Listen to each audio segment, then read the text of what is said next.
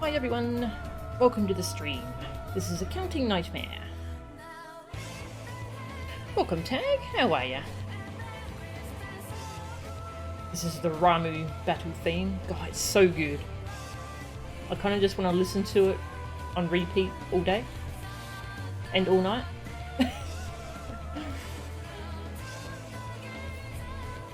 Okay, today we're going to do the Dragoon story quests, or class quests, because they're probably going to be important once we get into more of the Ishgard stuff. Hey Silicon, how are ya? But last night I finished leveling my Black Mage to 60, that was cool. Yes, I've done all the Realm Reborn class quests except for Monk. I'm working on Monk now. And thankfully we can do them in New Game Plus. Yeah, they all have a quest line of their own and it's very cool. Alright, let's go back to in-game music. Oh, okay. I'm gonna go where the original Dragoon set that you get from the quest line too. That'd just be a cool little thing to do, I think.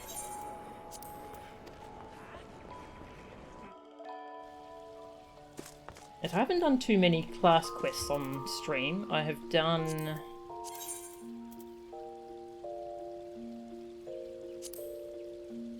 I did some of Lancer, some of Archer, and I did all of Conjurer on stream, but that was back when I was first playing at the start.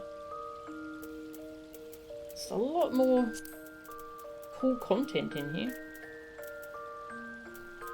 Yeah, so I didn't finish Lancer on stream. I should probably get me gear sorted out.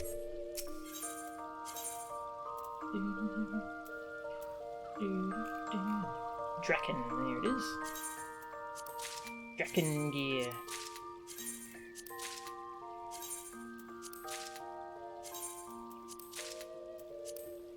Yeah, we'll wear that.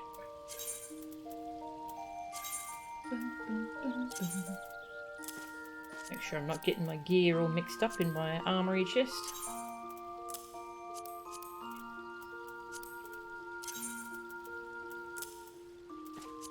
Gloves.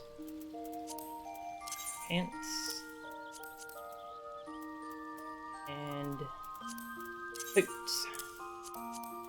This is the gear we'll unlock as we play through the quest line. I've already got it because, you know, I've already done the quest line, but, you know, it's fits, I think. Okay. What cutscenes do we have from the Lancer quests? Spear of the Fearless. Yeah, so the Lancer questline was basically there was an edgelord who kept showing up and attacking people, saying they're not true Lancers and stuff. Yeah, we did the first part of it on stream. I'll just kind of wrap up the story there. It wasn't that exciting, that's why I haven't bothered finishing it in New Game Plus on stream. It was alright.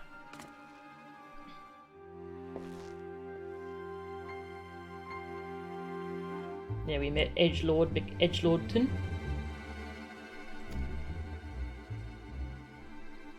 You finally found time to put the new lawnmower together. Ooh, a new lawnmower. Nice.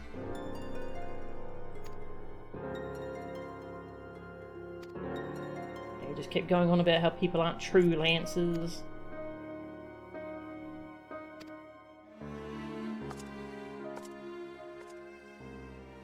Oh, but of course he thought we were special though, because we're special.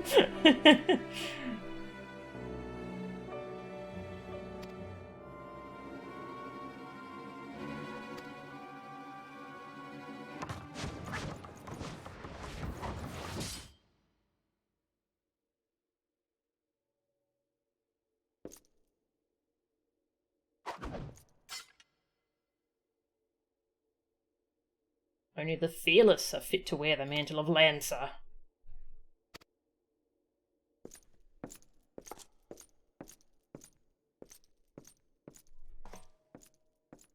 I never noticed that this armor has like a pink things. It's like the innards of a dragon. Kind of gross. Ew. Oh, I guess it's more like teeth. Yeah, I think it's meant to be like dragon teeth. Lance of Destiny.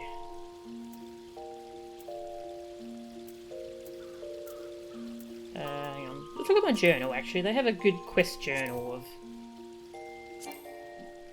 close that. Journal.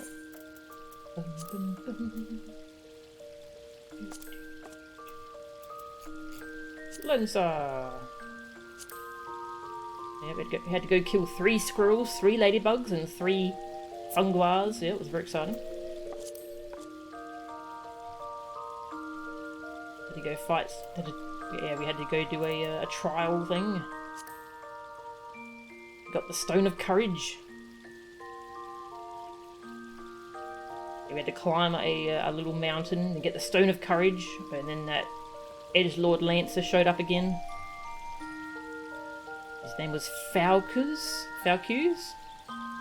Declared your prize a counterfeit before challenging you to find the true stone, which he left in the depths of Spirit Hold. I forget where that was. We got it, we went back. Yo!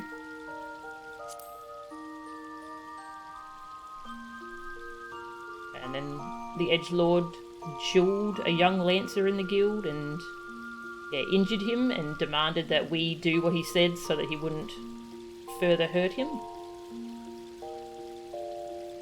We had to go fight an angered elm or something. He urged us to forsake the guild, declaring that his is the one true path to courage. Went and told the guild master. Something must be done. Lance of Destiny. Oh yeah, there were cutscenes for this one. Let's watch some more cutscenes.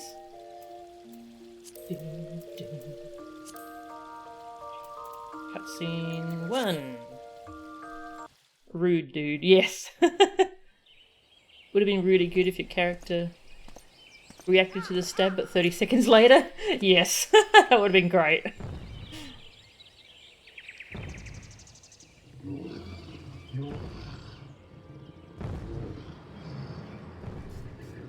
And he kept egging us on, making us do stuff to prove our worth or whatever.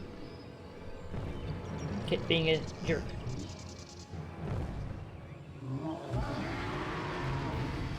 Then we fought a massive boar thing. Bring your lance to bear upon the boars. We got 10 boar tusks. I made an offering, and then the Lord of the Bramble Patch appeared. We had to fight that.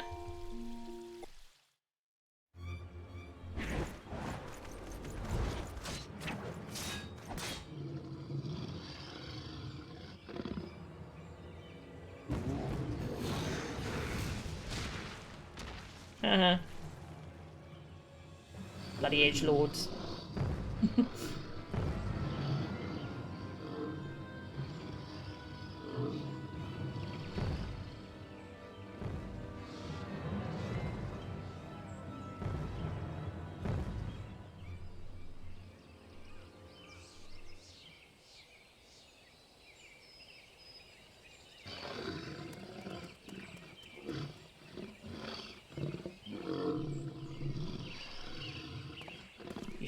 You shan't find much sport in these two. It's the guildmaster. He showed up to intervene. Come back another day, my friend.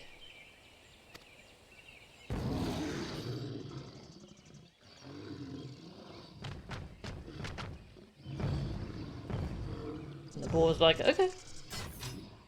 Well done, Melchan. You have completed the trial. I trust you now see the truth in my words.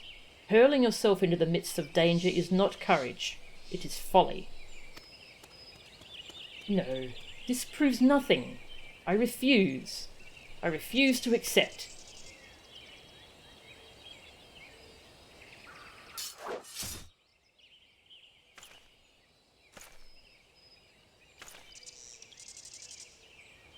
You refuse to accept the weakness within you. Told him.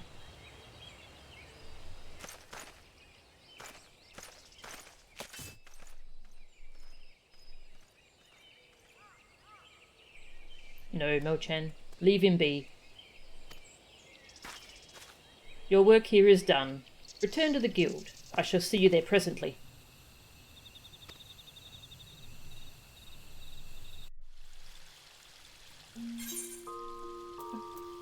Alright, and then level 25.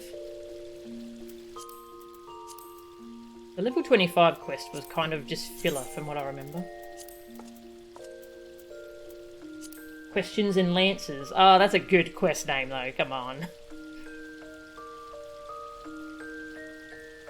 Edgelord looks like a dark elf. Sends us to train under the tutelage of 3 renowned Lancers. Just had to go around and do trials for 3 different Lancers. Mathiomi in East Shroud. Kill some blood bats. Then we seeked out Buscarin, he's the one who owns that that pub in South Shroud, that bar. So it turns out he used to be a Lancer. I wonder, so I've been wondering if he was probably a big character in 1.0 and now he's retired and owns that bar now. That's some cool little backstory for him. We did a thing. Buscarin tells us of the life of Miss Stow, a man to whom all students of the Lancer's art owe a debt of gratitude. Okay, I don't remember that. Then our final instructor was Vox Claret in the North Shroud. Had to go fight some balloons.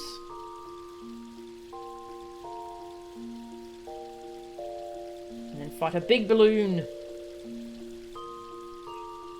And that was kind of it for level 25 quest. And then level 30, Proof of Might. The Edgelord came back, attacked a party of novice Lancers in the Central Shroud. We hastened to our comrade's aid. And then we fought the Edgelord. What cutscenes were there for that? Oh, there's 2, okay. Hey T-Terminals, how are ya? More like a poke lord. That's good. He actually has a backstory. Is that in this cutscene? Hopefully. What kept you? Helping your comrades, you say? Fool. You waste your pity on false friends. It is only a matter of time before they betray you. Aye, just like those wretches who saw me imprisoned and exiled. I was once an upright citizen of Gridania, and a man of the Lancers Guild. Yet life was not easy. For want of the coin to obtain the barest necessities, I conspired with my closest comrades to steal from the guild's coffers. The theft soon came to light, and though there were no suspects, it was clear that the deed had been perpetrated by someone within the ranks. An air of suspicion hung heavy over the guild from that day forth, until at last, unable to bear the guilt, I convinced my accomplices to join me in confessing. Only for them to bite their craven tongues after I had stepped forward and admitted my part in the crime. And so it was that I alone took the blame. Of course it was the Duskwhite, everyone said. Was there ever any doubt? It all made perfect sense. It's a sad backstory, actually. Despite my heartfelt pleas, my so-called friends denied any involvement. Instead, they called me vulgar names that I do not care to repeat. Can you imagine the shock and anguish I felt at their betrayal? Would that I had had the strength to force the truth out of those traitors.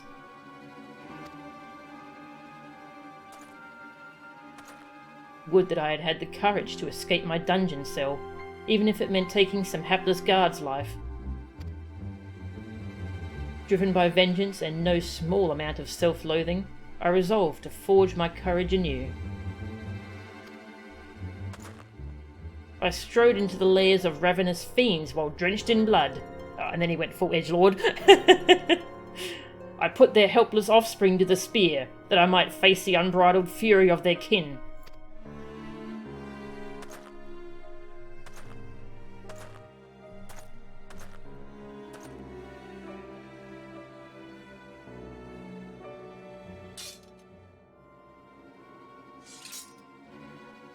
For my efforts, I have acquired the ultimate courage. A courage forged amidst danger and tempered by rage. I fear nothing. I am the greatest lancer that has ever lived.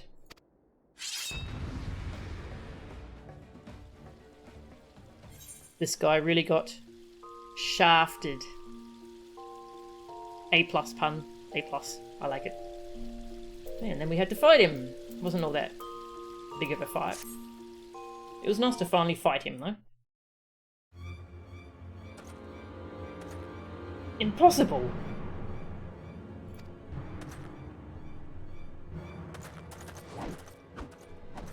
My courage is absolute! No! Come no closer!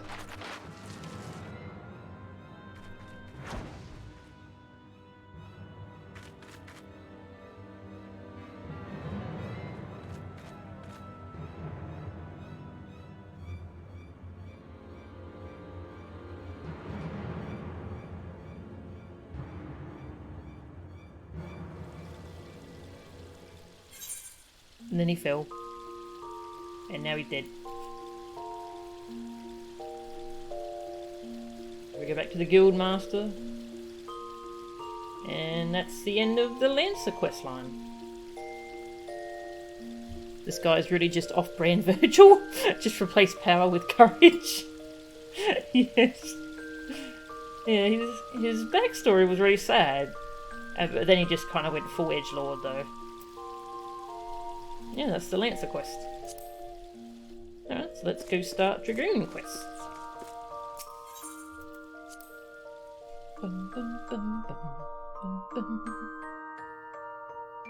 Yeah, each of the starter class quest lines ends at level 30, and then that's when you start off the advanced class quest line. That's when you upgrade it. If that makes sense.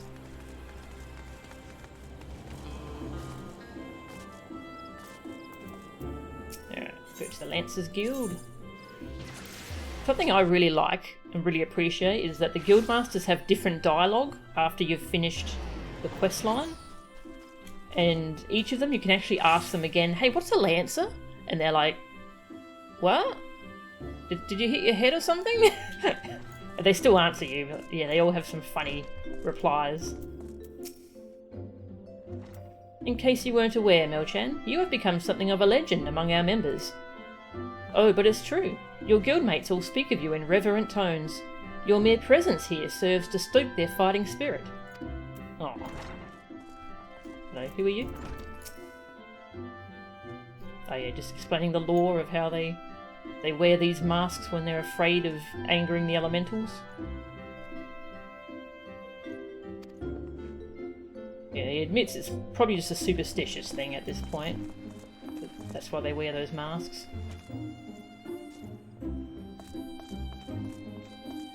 Hello, who are these? Hortifert.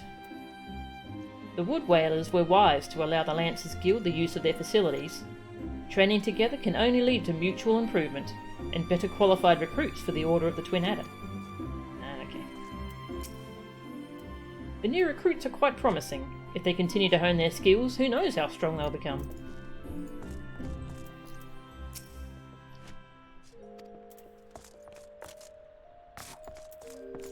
Hello. You continue to go from strength to strength, Mel-chan. I should very much like to witness how your skills have evolved. You can ask, how fares the guild? The guild fares well, and this is in no small part due to your positive influence, my friend. Those guild members who had the chance to cross lances with you went on to improve in leaps and bounds. Even those who but caught a glimpse of you in action showed remarkable gains in skill and spirit. As you have been an inspiration to them, so too will they become an inspiration to those who follow, and so the cycle continues. As the master of this guild, I count my blessings that fate has seen fit to guide your steps to us. What is the Lancer's art? You are the last person from whom I expected that question, my friend. But you have asked an earnest question, so I shall answer in kind. Yeah, so this we've read before. Swiftly and decisively, they can pierce the enemy's defenses. Okay. Turn on New Game Plus. Dragoon, Part 1. Yes.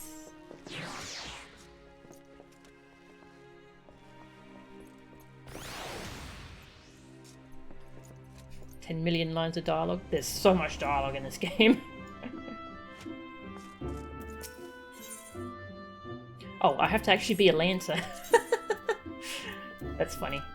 Okay, we have to take off our special crystal and become a Lancer. Just put on whatever I can. Turn that horrible helmet off, thank you. Actually, let's put my glasses on. Yeah, glasses. Grr. Okay, I'm a Lancer!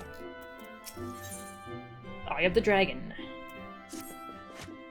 Ah, I dare say you might just be the right woman for the job. The guild has urgent need of a capable Lancer for a mission beyond our nation's borders. Hear me out, if you will. I've received word from an Ishgardian friend to the effect that he requires our aid. I would have you go and provide that aid. As you may already know, due to her ongoing conflict with the dragons, Ishgard has kept her gates closed to outsiders for some time. The occasional Dragoon on patrol duty is about all folks see these days. In spite of her self-imposed isolation, however, the Holy See has never failed to honour her obligations to our allies. I don't think that's quite accurate, but alright. It is only fitting that we answer the call and lend what assistance we can. To this end, we offered to dispatch a contingent of wood whalers with all haste, but were politely informed that they would not be welcome, much to our initial confusion. It was later explained that we are dealing with a matter of some sensitivity, best handled by individuals who are capable and trustworthy, yet unbound by allegiance. And who fits that description save adventurers? Secrecy being paramount, I can provide no details as to the nature of the task. All you need to know will be revealed at the rendezvous point.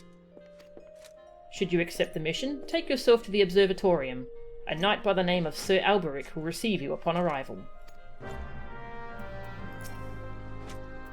Yeah, we go to Kothas. Brum.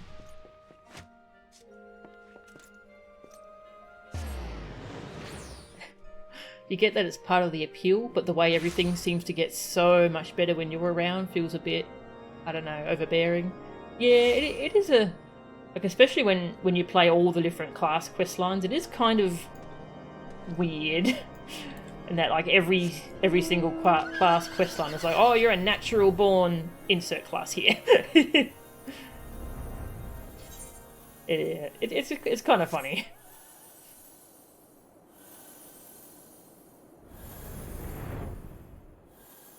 Flying around in my Kirin. I love this thing. It's so cool looking. The Elder Scrolls problem? Does Elder Scrolls do that too?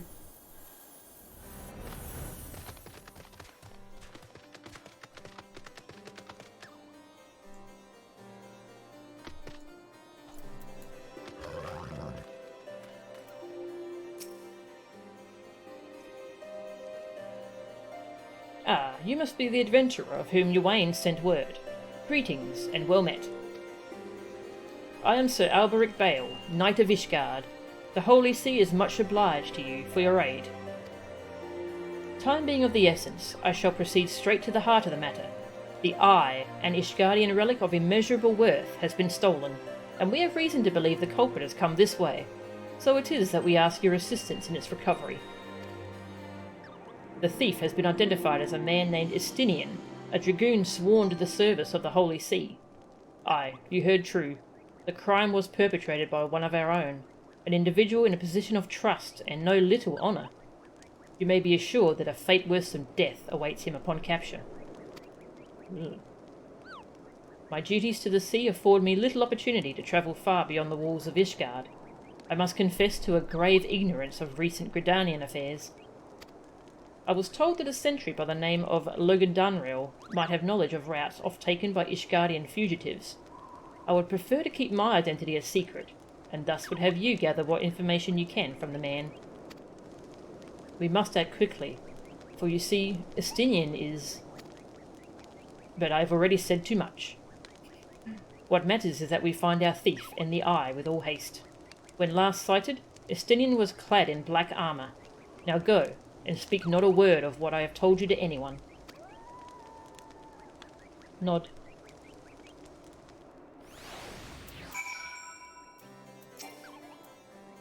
Oh, I can't talk to him? Okay. That's a shame.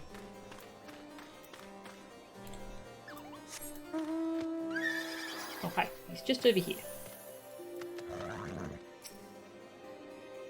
Routes favoured by Ishgardian fugitives. Now that's a question I don't hear every day. You aren't plotting some unsavoury act yourself, are you? Even if you were, I doubt you'd make it far. Any road, we've caught a few fleeing to the North Shroud. What with Gridania being home to nearly as many Elezen as Ishgard, it is no easy task to identify outsiders.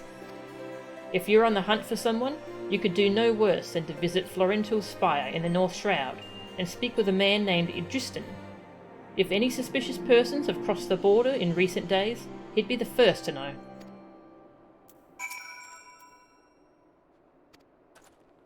There. Over that way, might as well fly there.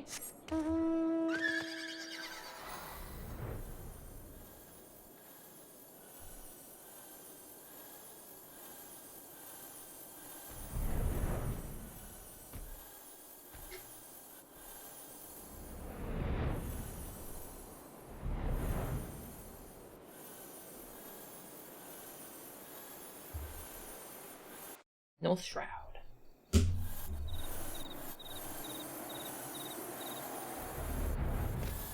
Hi.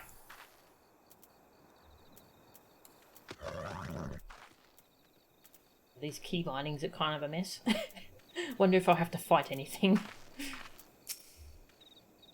Hail, adventurer. Yes, I'm the one tasked with monitoring those who would enter our lands by way of Korthas. An Ishgardian knight clad in black armour? No, I recall nothing of the sort, and such a striking visitor would be difficult to forget. My apologies, friend. I can only suggest that you return to Logandanro and see if he has any other theories. Back we go.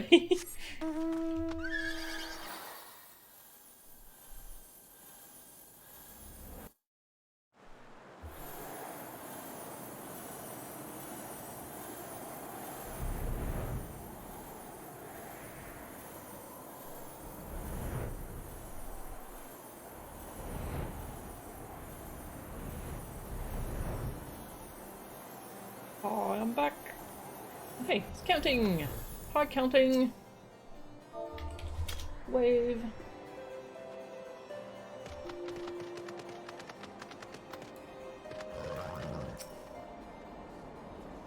No luck, you say? Most curious. Why, it's nigh impossible that a fugitive could make it this far without being espied from Florentil's Spire. Which leaves the possibility that your man is still in Ishgard. It runs counter to good sense. Would the fugitive not want to put a distance of grounds between him and his pursuers? But by the process of deduction, it is a possibility. The climes of Ishgard are not kind to drifters and vagabonds. That said, there has been talk of curious smoke wafting from a cave east of here at night. Where are you? I might begin my search there. Okay.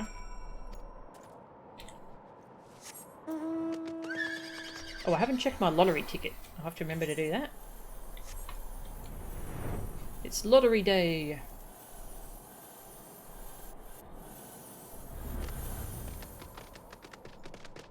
Hi.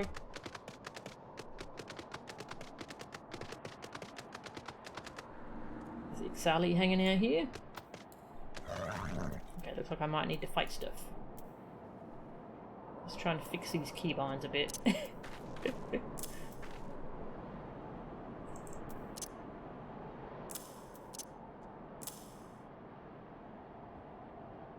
Full thrust. Goes on G.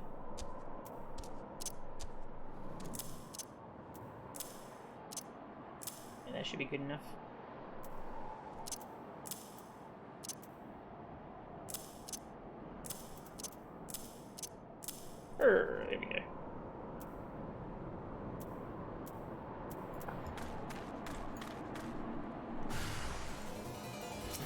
Oh yeah, I'm level 60. It doesn't really matter, does it?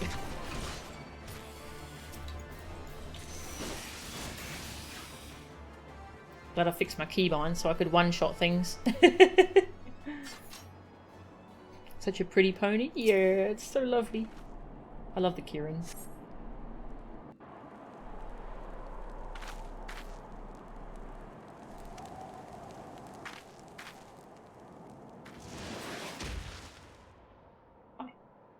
That Ishgard will resort to sending coin-starved adventurers after me. I know not whether to laugh or feel insulted.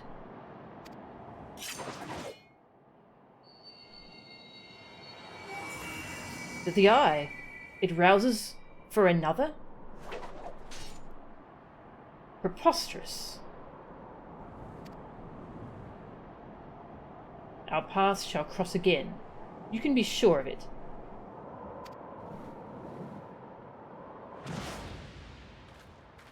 Boing! Hey, Telva, how are ya? Just in time? Yeah. We just started the Dragoon questline. Haven't watched these cutscenes in quite some time. Ah, cool. Should be a fun little refresher then.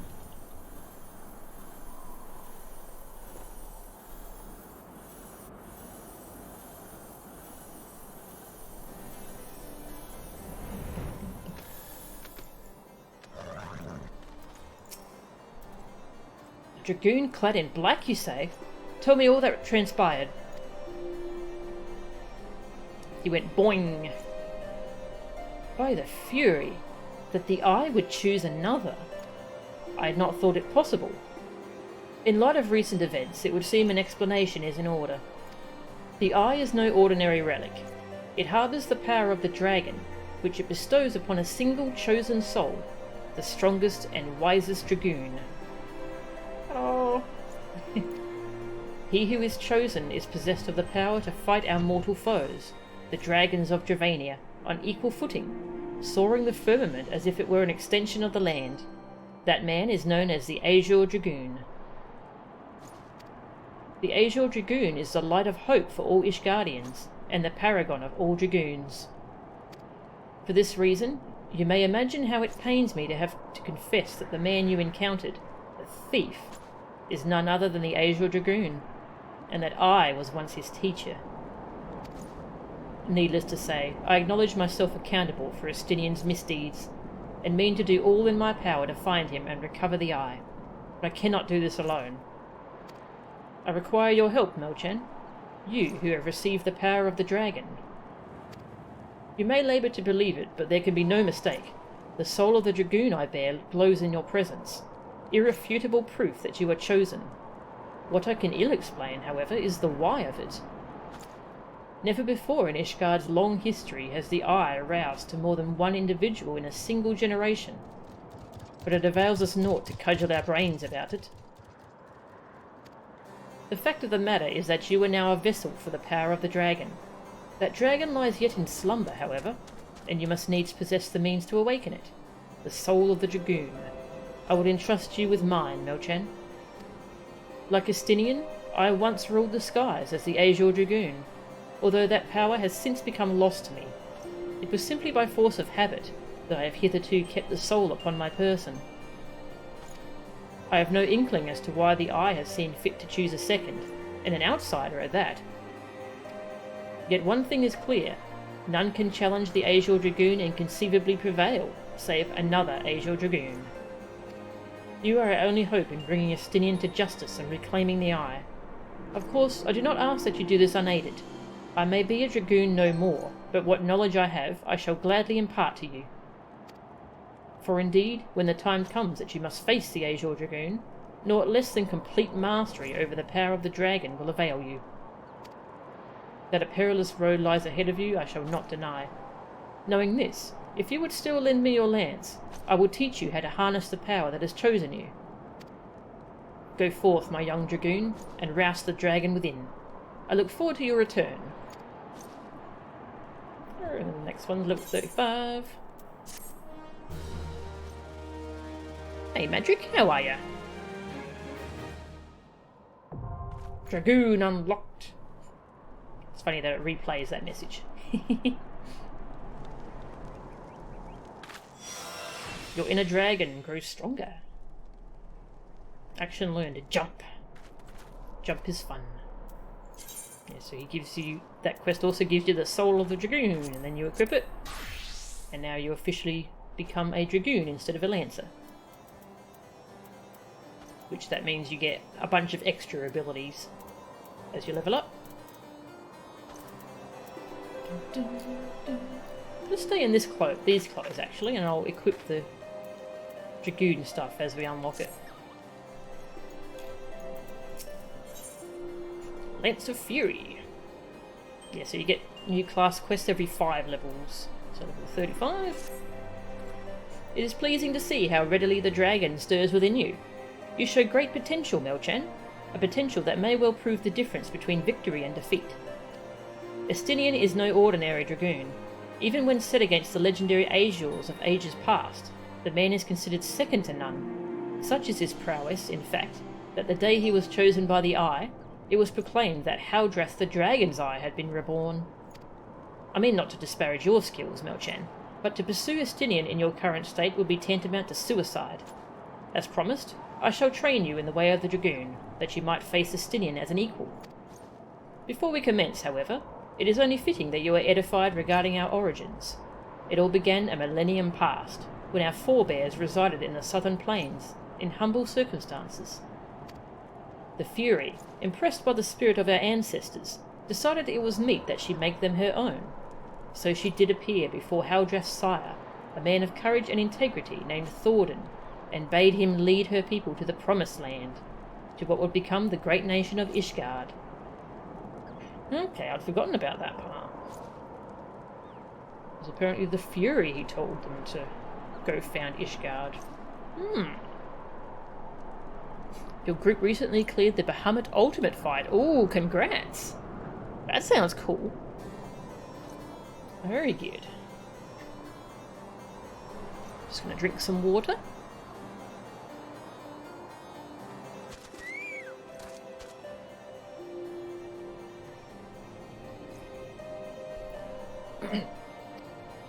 Their journey brought them to a wide chasm, whereupon Thordan and his people set to building a bridge.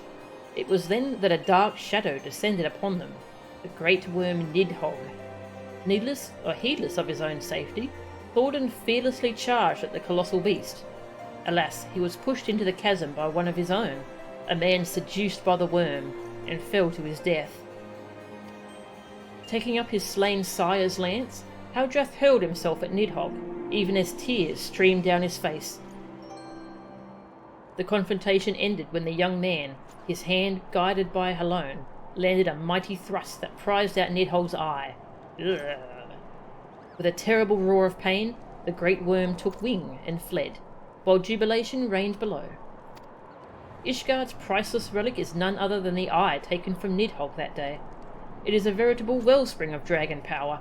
Even so removed from its owner, it can exert control over the hearts of men. Haldrath himself felt its malign influence, but his love of justice brooked no corruption, and he prevailed over the power, claiming it for his own. And so it was that the first Azure Dragoon was born. Being derived from our foe, the power of the dragon is a thing to be loathed. But as Haldrath proved to us all, so long as our hearts burn with justice, we need not fear being taken in its thrall. But what is justice precisely? Justice assumes many shapes and forms, Melchan, and none can say that one is greater than another. So long as you hold fast to your beliefs and stay true to yourself, you leave no room for the power of the dragon to master you. But enough of history. Let us return our attention to the present. A knight by the name of Sir Brucemont will see to the next stage of your training. Seek him out at Witchdrop. Can't stop the worm. Alright. That was some really good lore there. About the founding of Ishgard. And they took out Nidhogg's eye. Yuck. Yuck.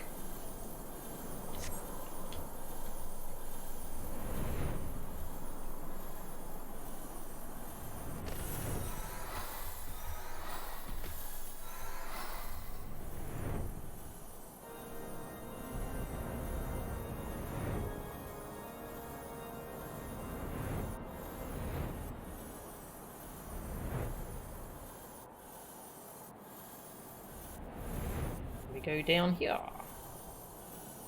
Which drop? Yeah, this is where they drop traitors, well, assumed traitors.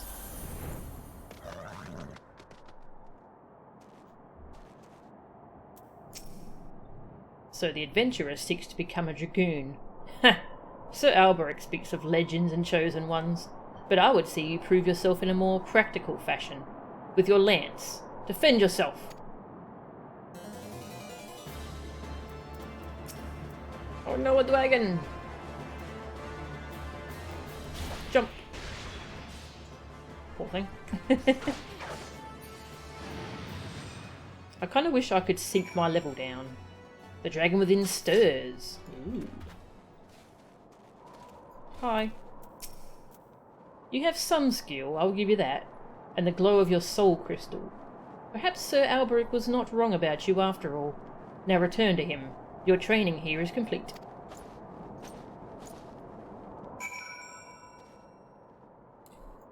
For some reason, you can't hear Nidhogg without thinking of a very specific chunk of writing from La Milana 2. Ooh. No other mythological character has this problem. Ah, okay. I'm not familiar with La Milana 2. I've seen a playthrough of 1 though, and that was pretty cool. Yeah, I'd like to see a playthrough of 2.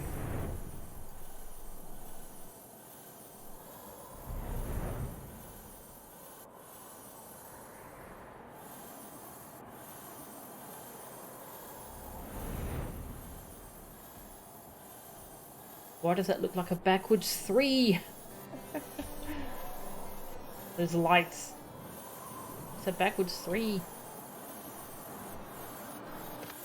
Hi, I'm back.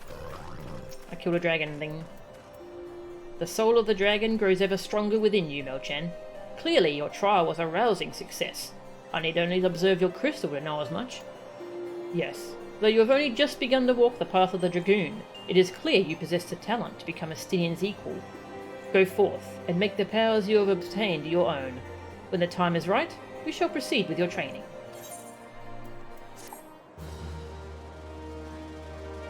Bum, bum, bum. Your inner dragon grows stronger. Elusive jump. Oh yeah, that's a fun ability. Where you jump backwards. Boing! That's fun.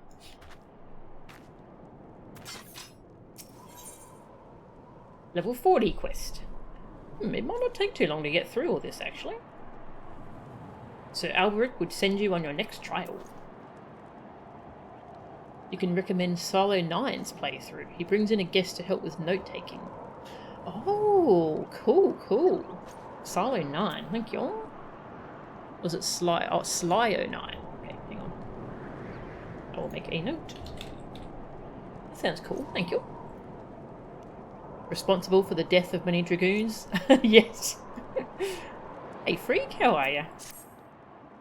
Yes, it's very easy to jump where you're not really meant to jump and die horribly. I like trying to use it to jump forwards, like that. That's always fun to do. When you mess it up though, it's pretty funny. Alright, level 40 quest. You grow ever stronger, and I speak of more than just the flesh. Oh god, that's a disembodied head thing. Ugh, go away. Okay. Aye, you are slowly but surely realising your potential as an Azure Dragoon. It is heartening to look upon, though I must confess that my presiding feeling is one of relief. You must understand, the mere thought that the Eye would choose an outsider, one who ill comprehends the threat posed by the dragons, filled me with the gravest of misgivings. Yet you have... but I shall say no more, lest flattery impede your improvement. Now, during our last lesson, I enlightened you regarding the origins of dragoons. You will recall how Haldrath heroically triumphed over the great worm Nidhogg, and Ishgard came into possession of the Eye. Tell me, Melchan, do you believe that these events truly transpired? Or are you inclined to think them fairy tales? I ask you this because few folk have seen dragons in the flesh, besides we Ishgardians, and most would as soon dismiss them as products of the imagination. Yes, I have a dragon companion. Dragons aren't real. Definitely not. Just ignore Midgard Sorma. Alas, dragons are no less real than you and I, with Nidhogg perhaps the most real of all. In the course of its history, Ishgard has suffered the creature's wrath on 8 separate occasions. Each time the great worm rouses, the blood of countless Ishgardians is spilled. Let us revisit the past once more, Melchan. The time is 20 summers past, and the place Dravania. After a century in slumber, Nidhogg awakened once more to resume his reign of terror.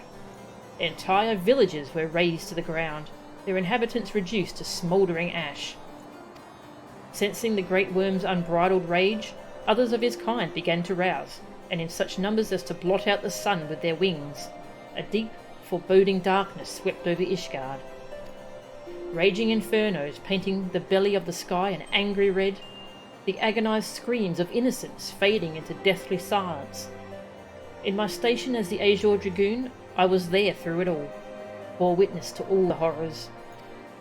But there was no time to offer even a silent prayer. Nidhogg lingered in one place only long enough to lay it to waste, and when he took wing, so too did I pursue him, a man possessed. This game of cat and mouse continued for what seemed an eternity, before I found myself face to face with the great worm. The battle unfolded in a tiny settlement on the edge of Korthas, raging on for 3 days and 3 nights, with neither side able to gain a decisive advantage. Remaining on my feet by sheer force of will, I realised that it must end now, else it shouldn't end well. He fought for 3 days! Nidhogg. Marshalling my last ounce of strength, I waged it all on a single thrust. My lance struck home, burying deep in the ruin of my opponent's empty eye socket. Yet before I could withdraw my weapon, the worm lashed out wildly in its agony, dealing a blow that left me sprawled upon the scorched earth, nigh insensate. In that instant, I thought myself surely doomed. But Helone was not finished with me. Having lost the taste for battle, Nidhogg let loose a blood-curdling roar before fleeing to the sky. The battle was over. While I did not perish from my injuries, they rendered my body unfit to bear the power of the dragon, and I was Azure Dragoon no more. Lying bedridden, my thoughts wandered to all the innocent lives that had been lost, the people I had failed to protect. That last conflict with the dragons of Dravania left countless orphans in its wake. Istinian is one of them, the sole survivor of Ferndale, the final village to suffer Nidhogg's wrath. With none left to care for him, I did the only thing I could. I took Istinian as mine own son, instructing him in the way of the dragoon when he was of an age to learn. Yet I would not have you think me noble. My actions were born not of compassion, but of guilt. My guilt at having failed him. But alas, I have also failed him as a father. For what manner of man did I bring him up to be? A thief who would endanger the life of every one of his countrymen? Aye, you heard me right. All of Ishgard may suffer for his crime. Though we know little and less of the minds of dragons, it is conceivable that the disturbance surrounding his stolen eye will rouse Nidhogg to awaken once more. That his kin already stirred from their slumber serves as fair warning of that. Time is not on our side. Fortunately, it would seem you are more than ready to embark on your next trial. Make your way to Witchdrop, where the knight Hustien awaits your arrival. My nation is depending on you, Melchan. Alright, big lore dump.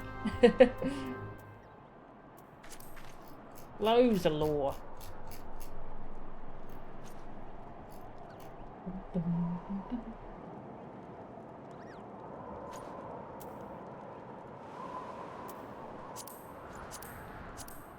Okay, so he fought Nidhogg for 3 whole days. He succeeded in driving Nidhogg off, but he was wounded in the attempt, and that's why he's not a dragoon anymore. And so he raised an orphan, who was Istinian, raised him to be the next Azure Dragoon.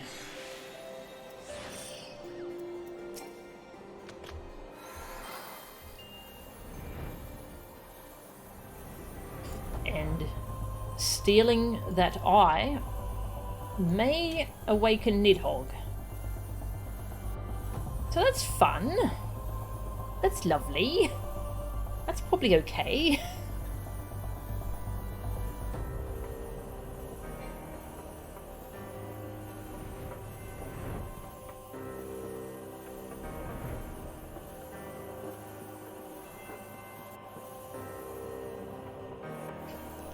Lore is great, yeah. This game does such a good job with like all the different classes. Yeah, every class I've played through so far has like they've all had just such a different like background in the world and how they fit in. They're also well fleshed out in the world itself. Yeah, it's such good world building.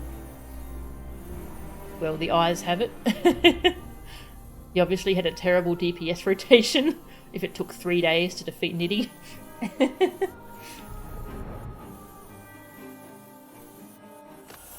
Hello, Ishgardian. I don't know how to pronounce your name, that's my best attempt. You are the one who would aspire to be Azure Dragoon? Why, you're not even of Ishgard. If you truly possess the power that Sir Alberic sees in you, then prove it to me with your lance. On guard. Bugs! Oh, and a big bug.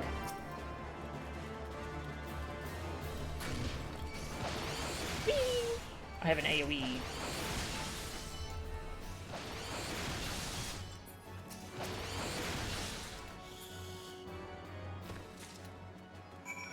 The dragon within stirs, resonating with the soul of the Dragoon. That strength. I have not seen its like since Estinian himself stood before me. Mayhaps Sir Alberic has the right of it after all. Return and show your crystal to him. I have no doubt he will be pleased.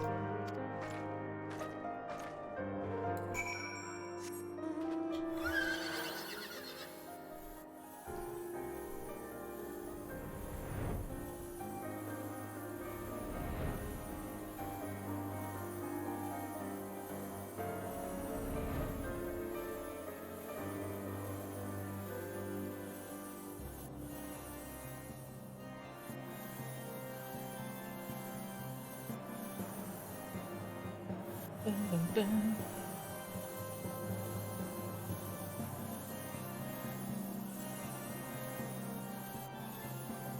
You've timed out of 50-minute hunts in MH World, so you know that pain. Aww. Yeah, that's a horrible feeling when you run out of time in Monster Hunter. Or when you're hunting something in an expedition and it just leaves before you can kill it. Oh, that feels so bad. Oh my god, a koala! Oh my god, that's cute! Oh god. Let me look at your koala. Oh, that's cute. Oh my god. Oh my god. Oh my god. Oh my god.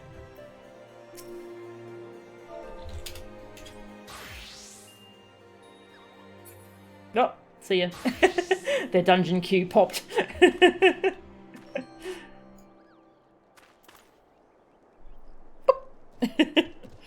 Arch-tempered monsters were a mistake. Oh god. I still haven't played Iceborne. I just haven't been in a Monster Hunter world, like a Monster Hunter mood lately. Also, Kushala Daora in general. Yes, I hate that monster. Why do they keep bringing it back? It's so awful to fight. I hate it. That was pre-Iceborne. Ah, okay. It's been too long since I played Monster Hunter World. I've forgotten what kind of powered-up monsters there were. You have passed yet another trial with flying colours, Melchan. The day when you may stand before Estinian as an equal is not far off. And when this day comes, the Eye will choose you over the traitor. I have no doubt of this. But we must be patient still. For now, you must continue your training. When you can do no more on your own, seek me out once more.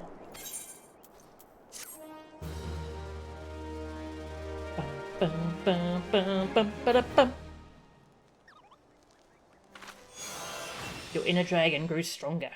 Action learned. Doom Spike. Oh, I was just using that one. That's the AoE.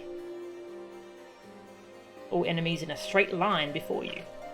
the cool move. We're up to the level 45 quest already. Pretty quick. Hey, Nora, how are ya? They kind of fixed Kushala in Rise. It's grounded 90% of the fight. Oh, that's nice. That's good. Is it... And wind resistance actually works? Oh my god, that's so good. I hate its wind mechanic thing that just keeps knocking you on your butt. That's the worst. That sounds like a huge improvement. If this game had a sloth minion, your daughter would be over the moon. Sloth? Maybe it does. I'm not sure. WoW got a sloth minion recently. That game that I shall not speak of. Double Dragoon. Ah, excellent quest name. Oh, there was a fate I saw yesterday. It made me laugh, the name of it. Oh, hey, Rathalos. Speaking of Monster Hunter. Yeah, there was a fate I saw yesterday. It was called Call Me Mayhap. Instead of Call Me Maybe. That's good. Impeccable timing, Milchan. A message arrived from Estinian but moments ago. Much to my astonishment, he would trade words with us, and bids us meet him at Boulder Downs. As to his true intentions, I cannot say. It may well be a trap, but we must go nonetheless. I trust I can count upon your company. He wants to talk to us. Gonna go talk to him. It also would be nice if they didn't nerf flash bombs in Iceborne. Aww, they nerf flash bombs? That's rude.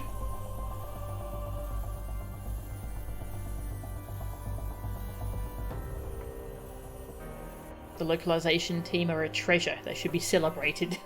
Totally agree. They've done such a good job.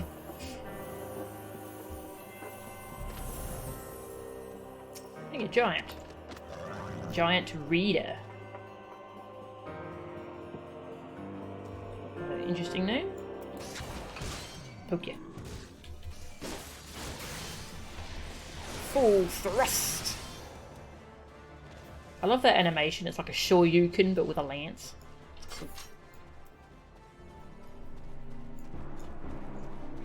Alright, this is a strange place.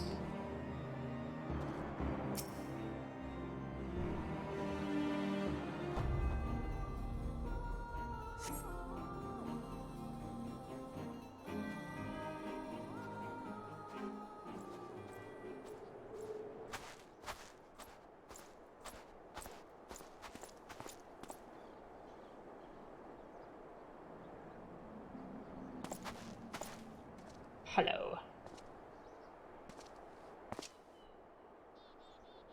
Greetings, Master. It has been too long. Estinian, end this folly at once.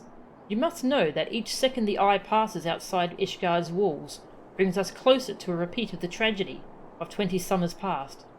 Surrender yourself and the eye, and return with me to Ishgard before it's too late. But it is already too late, Master. For you see, Nidhogg has already awakened. What? Hear me, Master. You have mistaken the cause of the dragon's return. The eye is not to blame. A premonition came to me by virtue of the dragon within, warning me that the great worm would soon rouse. Even as he slumbered, Nidhogg seethed with irrepressible rancour for that wound of 20 years ago. That rancour will send him flying as a speeding arrow to Ishgard, whereupon death and devastation will ensue. But there is a possible solution.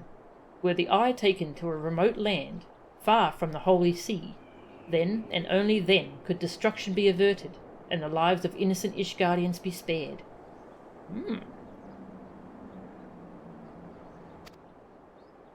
You mean to make a bait of yourself? Nay, there is more to this than you let on. You seek vengeance for Ferndale.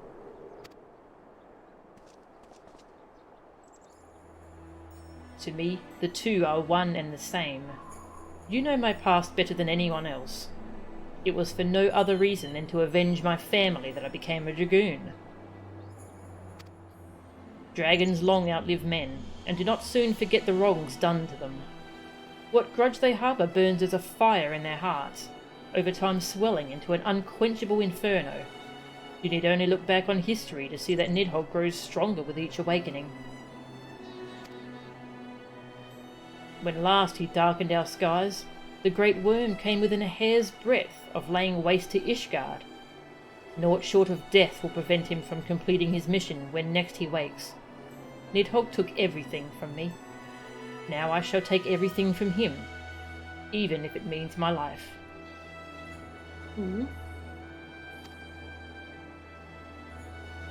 The eye works in ways men can ill comprehend, but this much is plain. In choosing 2 Azure Dragoons in one generation, it means for us to join together in common cause. Adventurer, you have heard my resolution. Now I ask that you lend me your power. Aye, the power of the dragon. In the long and proud history of Ishgard, never before have 2 Azure Dragoons arisen in the same era to fight as one. This is our best, nay, our only chance to send the great worm to eternal slumber. Behold my armour. This is the Draken mail, forged in the lifeblood of dragons. As blood calls to blood, so too does the armour call to the dragon within, redoubling the wearer's strength thereby. If you would realise your potential as an Azure Dragoon, you must needs clad yourself in the same. Clad so, you will inherit the technique passed from Azure Dragoon to Azure Dragoon down through the generations. Then, and only then, will your training be complete. But first, you must win the Draken mail as I and Sir Alberic did before you, by proving yourself worthy in the ultimate trial of the Azure, a series of battles so harrowing as to send the unworthy to an early demise. Master, once the adventurer acquires the armour, pray see to it that she learns to harness the power of the dragon in full. Estinian, wait! Save your worries. I do not mean to make myself easy prey for dragons. I take my leave of you.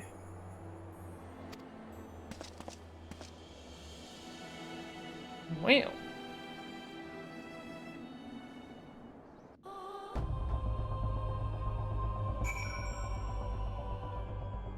I mean, I'm down.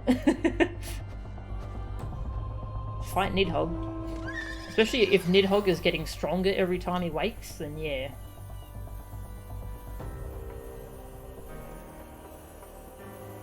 They really let loose with the fake quest names. Yes. Flash bombs in Iceborne have a build-up like the other statuses instead of just working. Oh, ew. That really sucks. Ew. Especially when you fight Kushala and Wrath, who spend as much time as possible in the air. Yeah, Rathalos. Yeah, that's the weird thing about Rathalos. It's the flagship monster of the series, but I don't think it's actually very fun to fight. It just stays in the air so much, where you can't reach it unless you're a gunner. And so you flash bomb it to get it down where you can actually fight it. But if they nerf flash bombs, that's going to be annoying. A piece of Dalamud hit that area? Ah, okay, that makes sense. Rathian's such a better fight. Yes, I love fighting Rathian. Oh, Rathian's so good.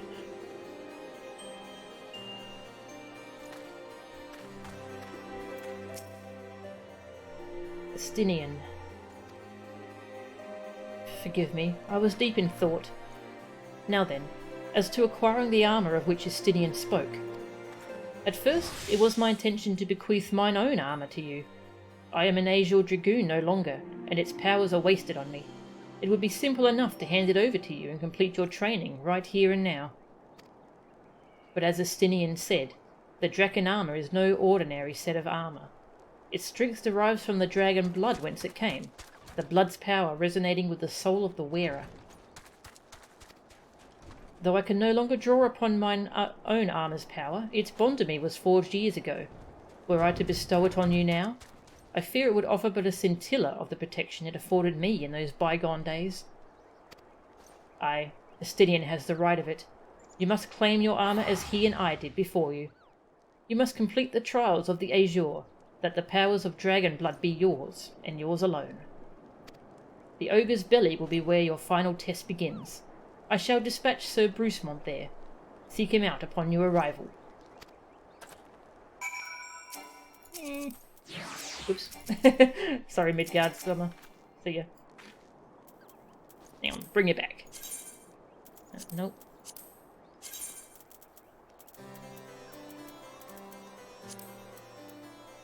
There you are. I was kind of hoping there might be some funny extra dialogue if you have the Midgard Summer fight pet out. But no. Oh well. Alright, go get our set of armour. Yeah, I was surprised they actually acknowledge that as to why there's more armour. It seems like everyone has to have their own set of armour made.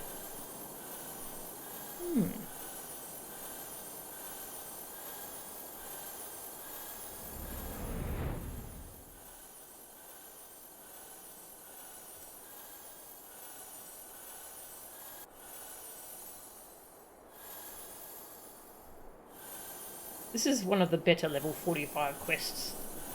Yeah, so each class, when you get them to level 45 and you do the 45 quest, they send you around to collect different pieces of your armor set. Whereas this one doesn't make you go all over the world, you just go here. Some other ones send you all over the place.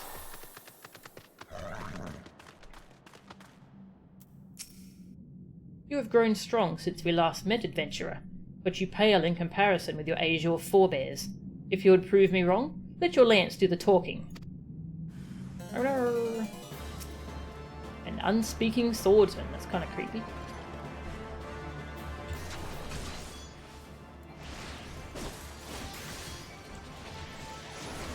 Sure you can. The soul of the Dragoon resonates with the Draken armor. Once again, adventurer, you prove yourself worthy beyond my expectations. Take this, but know that your trial has only just begun. Your next challenge lies in the chamber beyond. Sir Ishgardian awaits you there. Okay, it's the pants. Alright, now we get the pants. Dragon pants. Did I equip them? I did, okay.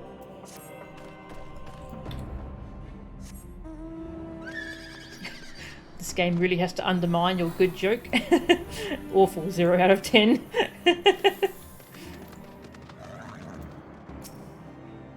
You, a foreigner, would don the dragon armor? Then prove to us that you would not do it dishonor. A giant captive. Apparently they keep giants captive to trial dragoons. Boing!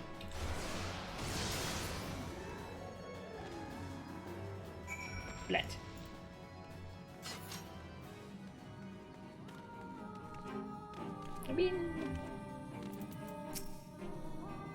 Sir Alberic said the eye had chosen you, and it would appear he speaks true. The armour is yours. Wear it with pride and honour. Your trial is nigh complete, but be forewarned. Many before you have made it this far, only to fall at the final challenge. Do not let overconfidence be your downfall. Okay, I think that's the gloves.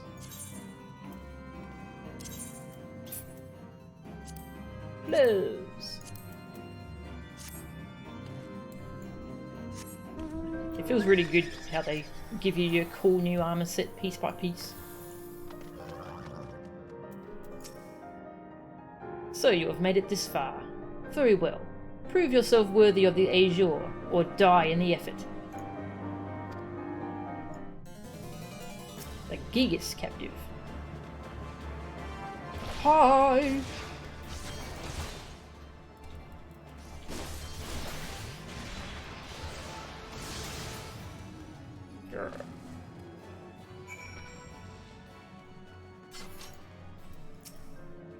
You have demonstrated your powers to me beyond a doubt. There is not an Ishgardian who would gainsay your right to don the armour of dragons. I shall send word ahead to Sir Alberic that you have passed your trials here. It is he who will present you with the fourth piece of armour and consummate your training. Go now, my fellow Dragoon, and deliver this land from the great worm's wrath.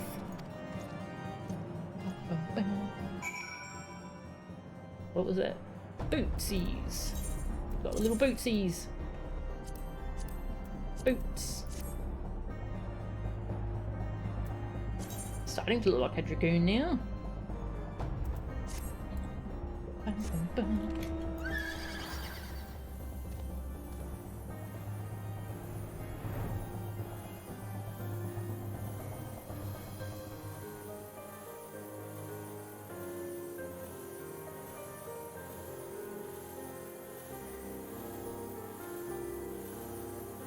Just realised I can't see my stats. There we go. Okay. My OBS stats. OBS can have like a little separate window that tells you frames missed due to encoding lag and rendering lag. Yeah, it's just good to keep an eye on, if you can.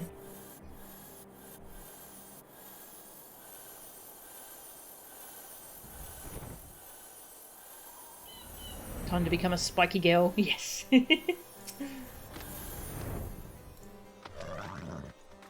Spiky lady. I hear from Sir Brucemont that you performed most impressively. Yes, I stand more convinced than ever that you will be the one to save our land. Yet be warned, Melchan, one last trial awaits you. You will face this trial in the presence not of knights, but of ghosts. Make your way toward the Steel Vigil, and seek out a gravestone north and west of the structure. Take with you this flute, and when you reach your destination, blow a single strong note. A visitor shall soon arrive. Entertain your guest, and should he leave behind a present, return it here to me. Very vague. Alright, Steel Vigil was up here, right? Yeah, all the way up there. Long travel. Time to drink water.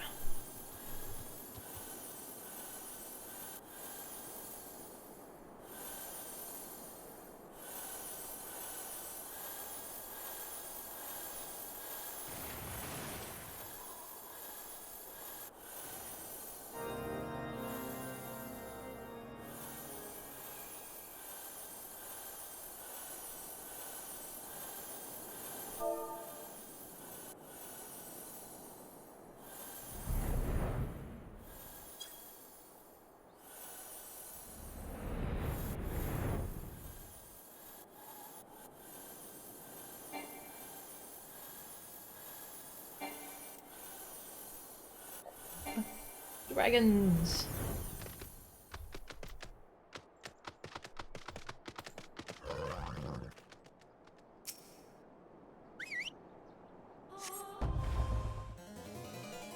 Grey wine. Which... it's probably a dragon. Doesn't have wings, but you know, it's probably still a dragon.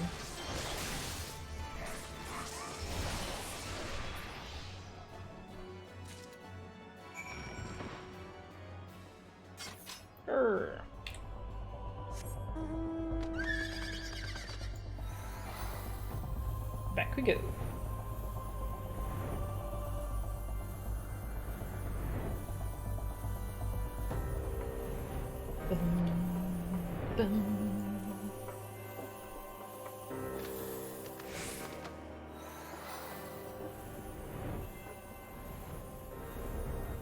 Fly through the spikes because we can. Just the simple little joys of being allowed to fly around. Nice.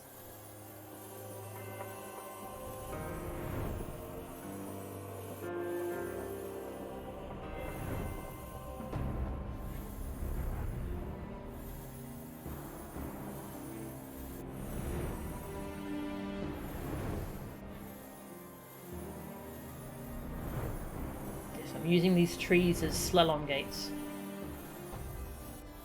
Why? Because it's fun. Hi, I'm back. Your presence before me indicates you've seen the visitor. Have you aught to show for your deeds?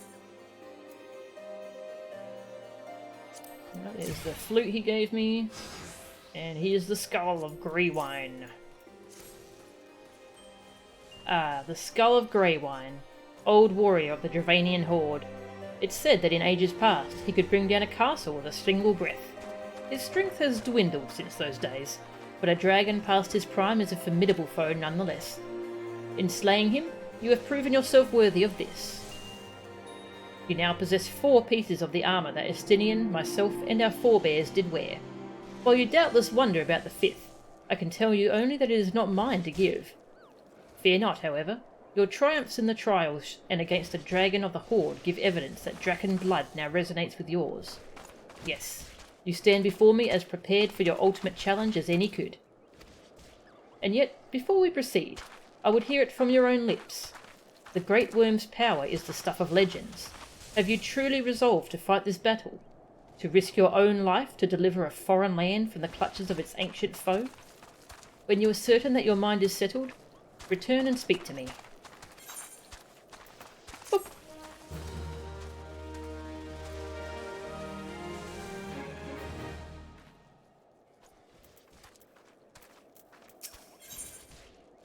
That's still level 45. Ah.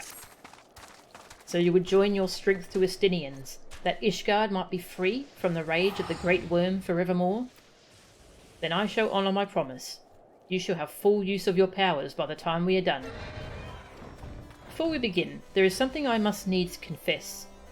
You will recall the tale of my battle with Nidhogg 20 years past, and how the power of the dragon left me on account of the injuries I sustained. What I said was an untruth. The power did not abandon me, Melchan. It was I who abandoned it. Being derived from our mortal enemies, the power of the Azure Dragoon is a double-edged sword. Even as it lends us the strength we need to smite dragons, it heightens our communion with the creatures, rendering our minds more susceptible to their seduction than ordinary men.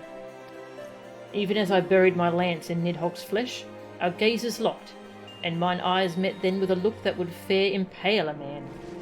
In that instant, I found myself assailed by a torrent of emotions not mine own. Sorrow, rancour, pity. They threatened to drown the man in me and leave behind a dragon.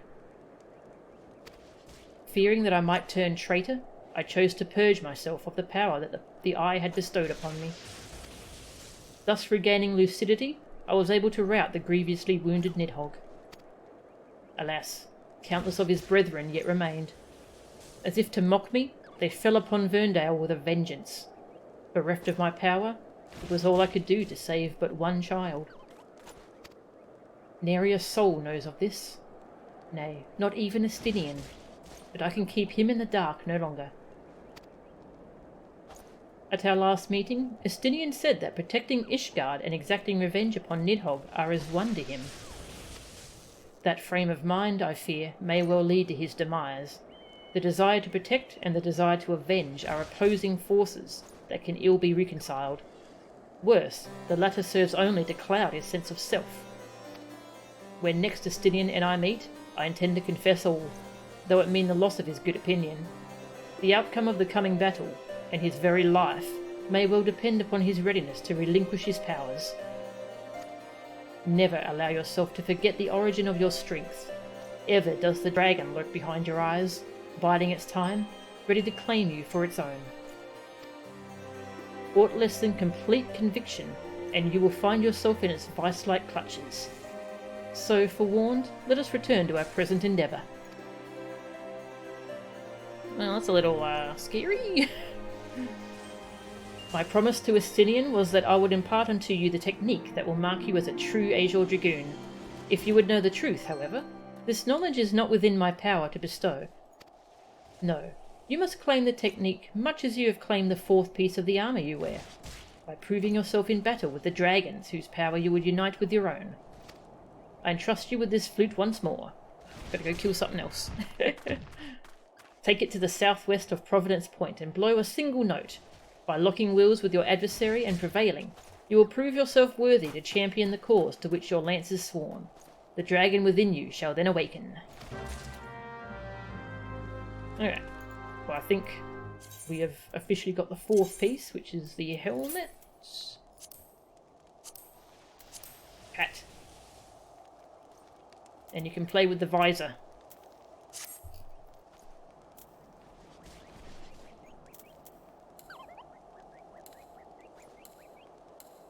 Open and close it. Good. Nom nom nom nom. Alright. Where's Providence Point? There. Okay. You know what? I can just teleport there. I've been flying back and forth so much. Let's just teleport.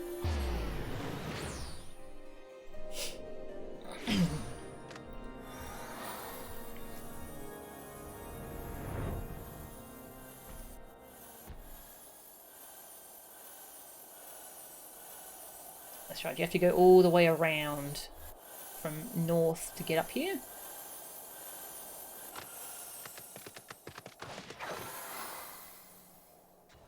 I think they're doing their dragon quest. The Dragoon quest, sorry. I'll just wait till they're finished.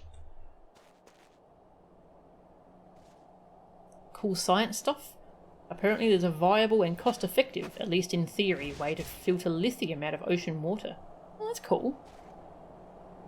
Very cool. I love science. We discover how to do some pretty amazing things.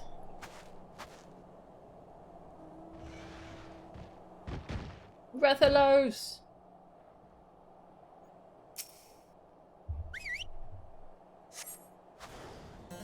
What a surprise!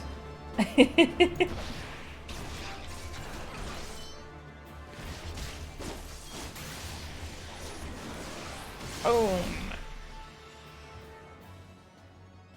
the dragon within stirs. Okay.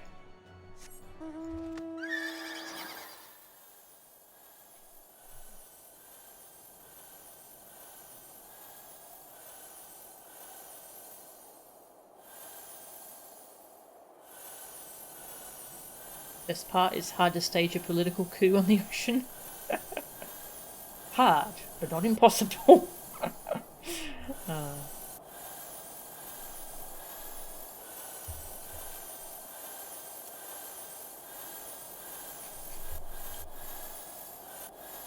Hi, I'm back. Poogie! Poogie.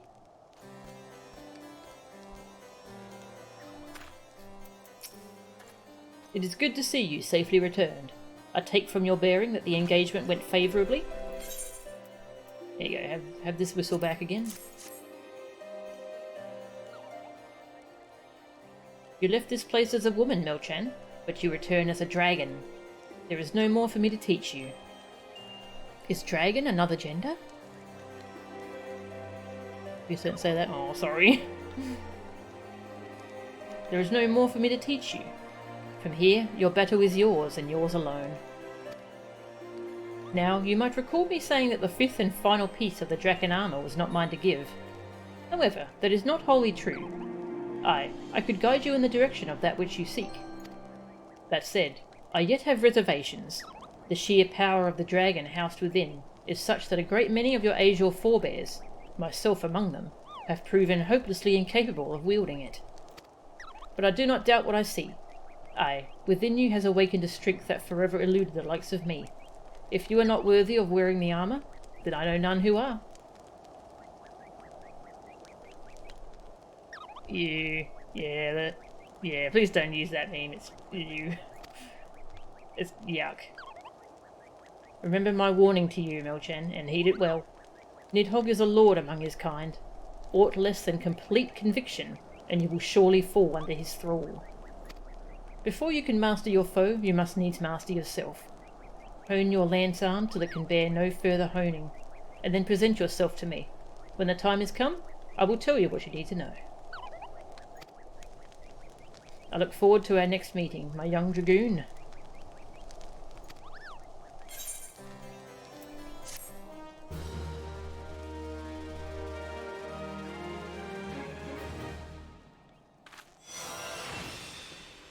Spine Shatter Dive. Which one was that? That was the... Oh, it was that one. Yeah, that's a good one. That's your close distance with the target. I like it. Believe me, there is maximum bile in those words. Ah, okay.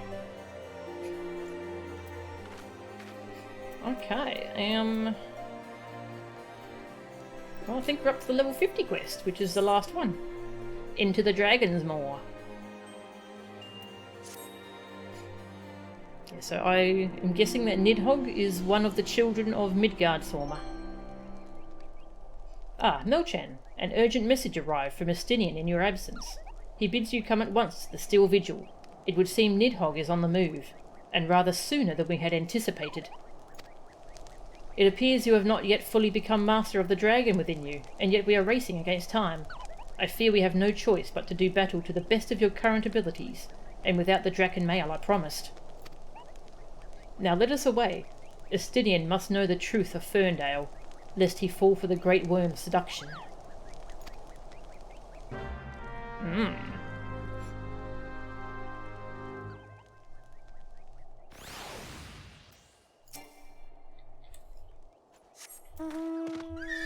There's definitely dialogue we're missing out on by being unable to talk to him.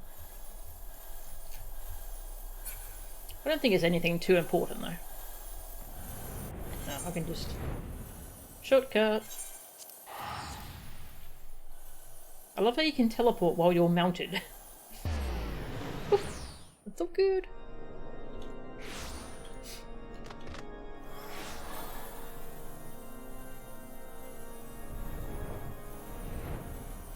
Oh, really? Interesting.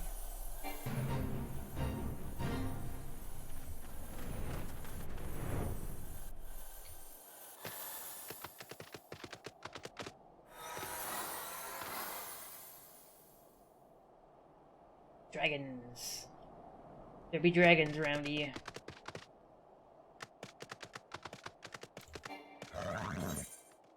Into the Dragon's Maw. Actually, should I might just chuck on the final piece of Dragoon armor. Because they give it to you at the end of this quest and you don't really get to use it. Here we go. Full armor set. Urgh. And sadly the female version has just this big gap to show off your belly for reasons. Kind of a shame, because the male one has like these cool dragon scale things going on. Now, it still looks very cool though. Cool armor set. I think that's all of them I would know at this point. Yeah, I think so. Probably, anyway.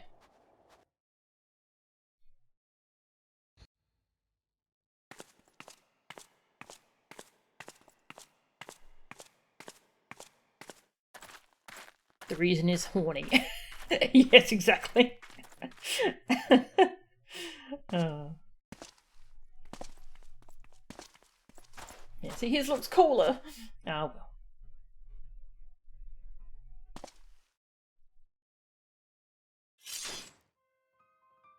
Alberic, I have waited long for this day.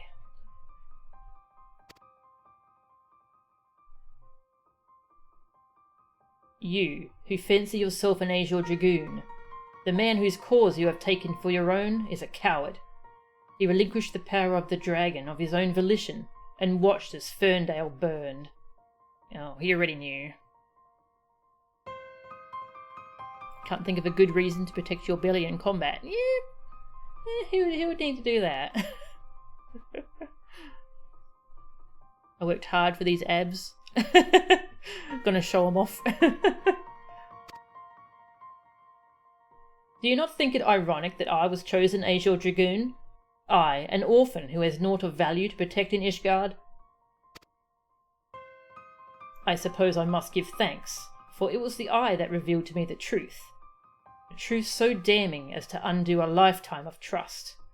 I loved you as a father, but I can ill forgive you for Ferndale.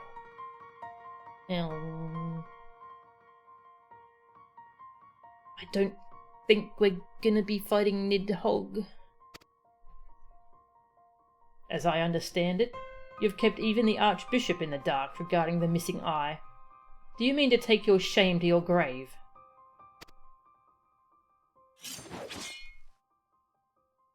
But I waste my breath. Prepare yourself, old man, for I shall lay waste all the things you hold dear. And once I'm finished with you, I shall do what no Azure Dragoon has succeeded in doing. I shall claim Nidhogg's head. Calm yourself, Estinian.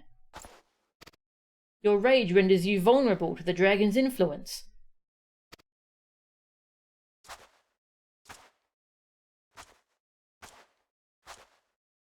Melchan. In you, I thought I had found kindred, someone beside whom I could fight the great worm. It is with a heavy heart that I relinquish that dream. Your affection for this coward has rendered you deaf to your own destiny. Very well. That we would one day cross lances was inevitable from the moment of our first meeting. As we shall now find out who is the Eye's true chosen. There could only be one. Highlander!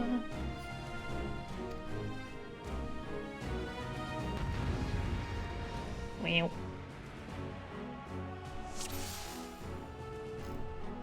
I am the Eye's true chosen, and you shall know it when I bury my lance in your chest. Estinian, stop this madness. You and Melchan were meant to be allies, not enemies. He's consumed by the dragon's curse. His last name is Wormblood. Interesting last name.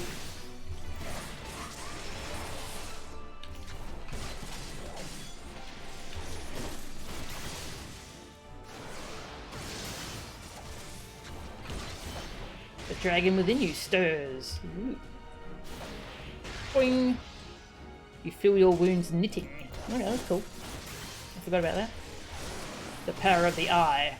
But it cannot compare to mine own. You have awakened the dragon, Melchan. Now my flames shall consume you whole.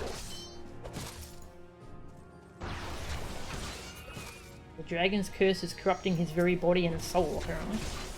Power! I must have more power! Estinian, surrender not to the beast within. Have you forgotten the vows you swore?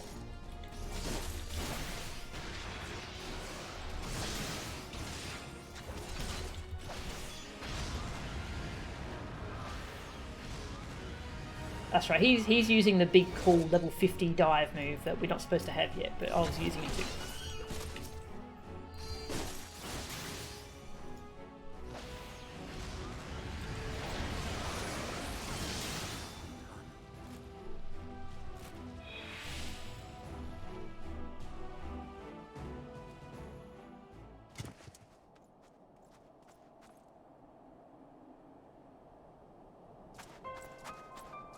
Feeble creature, dost thou desire power?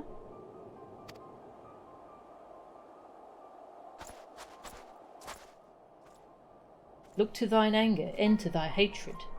It is there that thou shalt find it.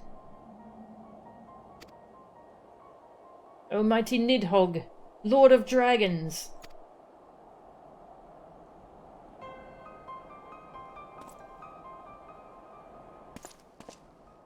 Grant unto me thy blood, that I might be granted the claws and fangs wherewith to rend thine enemies.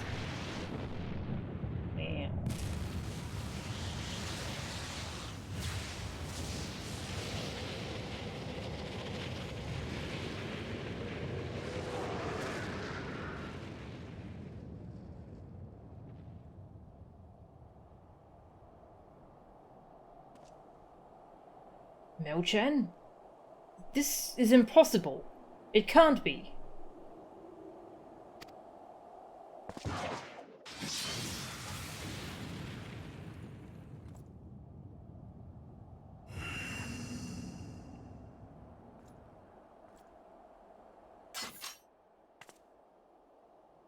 Gone.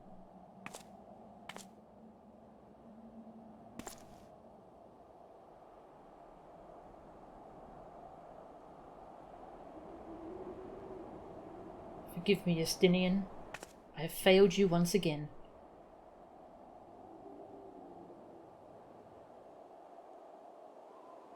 I can't believe Istinian is dead. This lance gives me a feeling of power. Power. Forgive me a cruel chuckle. What is that a reference to? Cruel chuckle. I don't remember that. That is a quote, but you changed one word. Props to you if you know the reference. Ah. I'm fine, Mel-chan. Somewhat shaken, but otherwise whole of body. Suffice it to say, I have much to reflect upon. Let us return to the observatorium.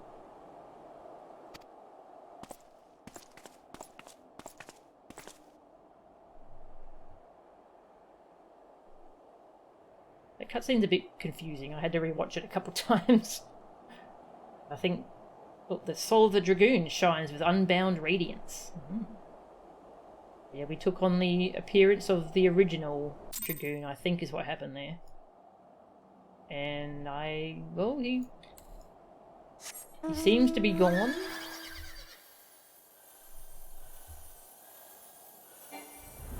Let's go.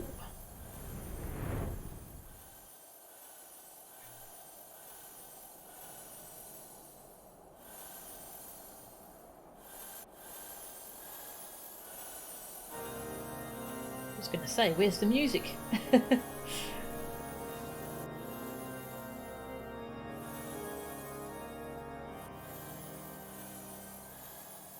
You know, this guy needs to relocate right next to an Aetherite. Like, if he hung out here, there'd be so much back and forth we wouldn't have to worry about. Ah, well.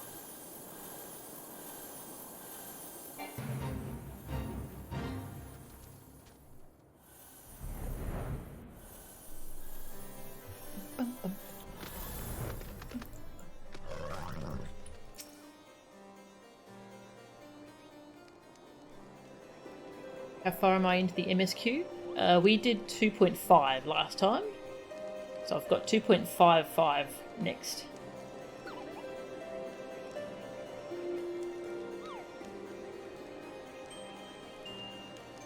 Replace lance with crown. I've heard that quote. I don't remember where it's from. Yeah, I don't remember. Definitely heard it though, it's familiar. It's a bit cold in here, just turning on the heater. But yeah, so we're pretty close to unlocking Heavensward. When the being of darkness closed upon us, you appear to be the spitting image of Haldrath the Dragon's Eye, just as he is depicted in the Holy Scriptures. I thought that mayhap the years had taken their toll on my mind, but behold, the soul of the Dragoon shines as it never did in all the years I bore it. It would seem you have achieved that which was thought impossible. You have awakened to the ability that none but the first Azure Dragoon possessed. Truly a momentous achievement. I can still scarce believe that you are able to summon the self-same Draken mail worn by Haldrath. To think that it had been sealed within the Soul Crystal all this time. Oh, that's what happened. Okay, yeah, we summoned the final piece of our set. I have borne witness to many and more wonders over the years, yet none compares to you, my young Dragoon. Could it be that you are... Mark not my mutterings. I'm certain that it was your indomitable sense of justice that resonated with the spirit of the first Azure Dragoon, prompting him to bestow the armour upon you. Yes, that is doubtless what happened. As the being of darkness faded, so too did Nidhogg's aura subside, and now his kind have ceased their stirring. Whether this was compelled by your awakening, I cannot say. I suspect we will learn of the truth of it eventually. Estinian, my dear boy, whatever becomes of him, he will ever be as a son to me. Aww. I pray that he is somewhere out there still, and that he has not wholly forgotten the great man he once was.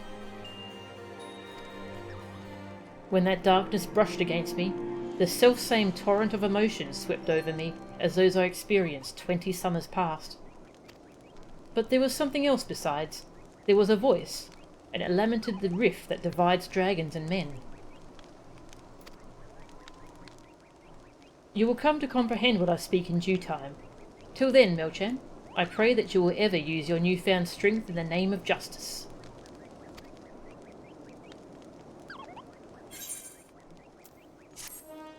Aww. Poor Estinian. My inner dragon grew stronger. Yeah, I learned a Dragon Fire Dive, which is the, it's an AoE version of the jump. It's got a cool fiery animation. That concludes the Dragoon quest for Realm Reborn. In order to undertake the next series of quests, you must first meet the following requirements. You must have completed the main scenario quest before the dawn, that's the final ARR quest apparently. Once you have done so, the next Dragoon quest will be available from Alberic. Robin Hood? Oh, okay. Not sure close is quite accurate. 2.55 is pretty meaty. Oh, okay. Okay. Here, I was assuming it'd be short because it's 2.55. Okay. I also have to do Crystal Tower before I can do 2.55. So I've got a fair bit of stuff to go. But, yeah, I think we might start Crystal Tower now. We'll start it, because we probably can't finish it today, but, just making a note for myself.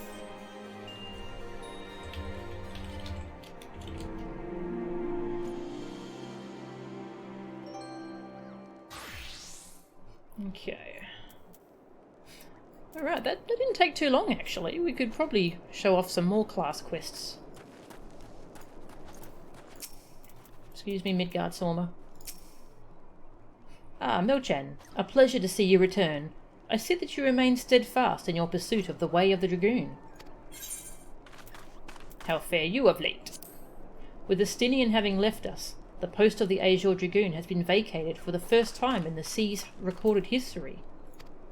If I said that the current state of affairs did not put me ill at ease, I would be a liar. No worries, Silicon. Thanks for hanging out. Have a good night. And yet, I am but a lone Dragoon, and it is not my place to question, and so I place my trust in my superiors, and defend the sea with my life. What is a Dragoon? The Dragoons are an elite contingent of Ishgardian knights who serve to protect our nation from the wrath of the fearsome worms that would raze us to the ground. As you should well know, Milchan, having been initiated into our ways. The first and greatest of the Dragoons was none other than Haldrath the Dragon's Eye, hero of the Founding Wars. It was he who drove back the great worm Nidhogg, claiming the powers of the Eye for Ishgard. Dragoons must display complete mastery of their chosen weapon, the lance, that they might stand against their immense foe. The leader of the Dragoons is known as the Azure Dragoon, and is chosen by the Eye, a relic guarded within the Holy See, which bestows upon the Chosen One the power of the dragon. And yet this power is a double-edged sword, for if the Dragoon does not maintain absolute control over his emotions, he shall fall under the thrall of the very worms that he would slay. But so it has always been. No great power comes without a cost.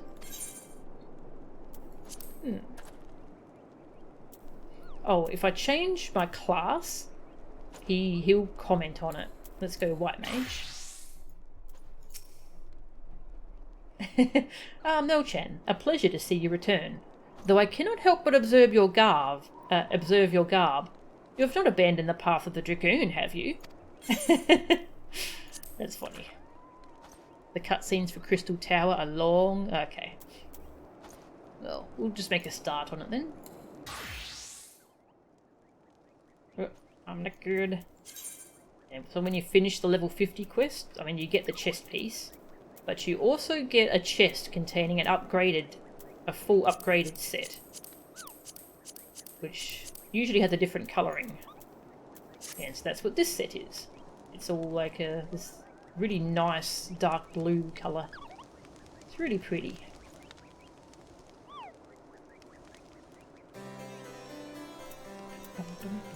Yeah, so that's my actual set. Yeah.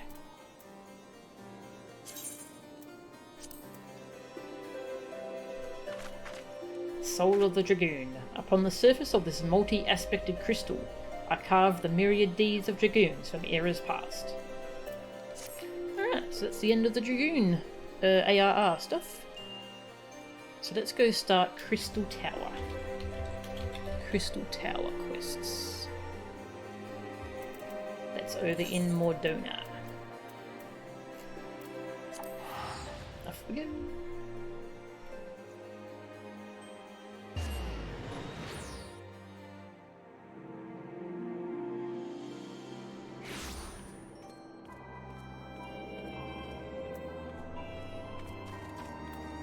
Alright. We did some of this early stuff before, but then a dungeon queue popped and I had to like skip cutscenes, so I've just... yeah, let's just start from the start.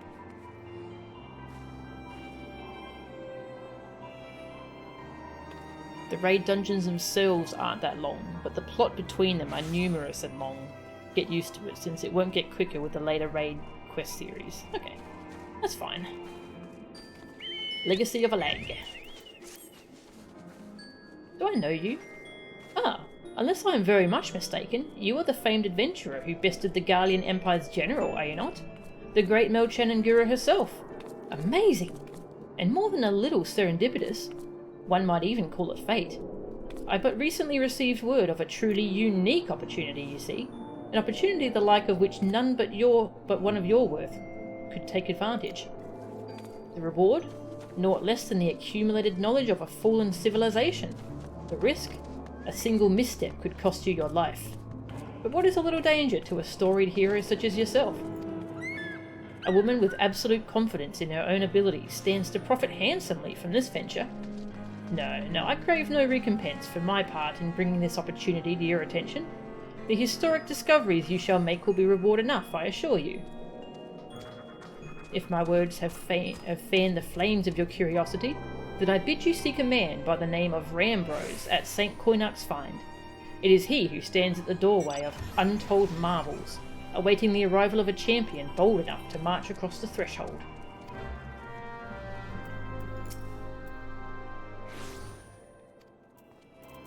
Oh, jackpot ran out. Hang on, I'll turn that back on. Jackpot.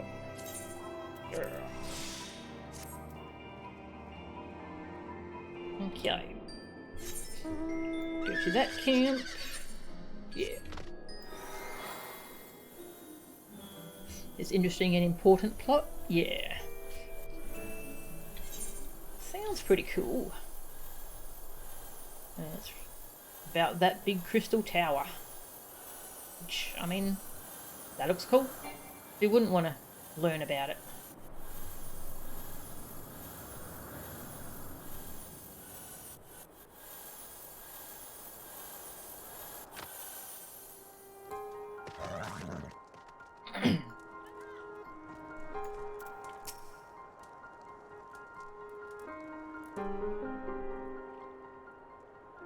Why, if it isn't Melchanangura herself. I was not expecting such a celebrated guest.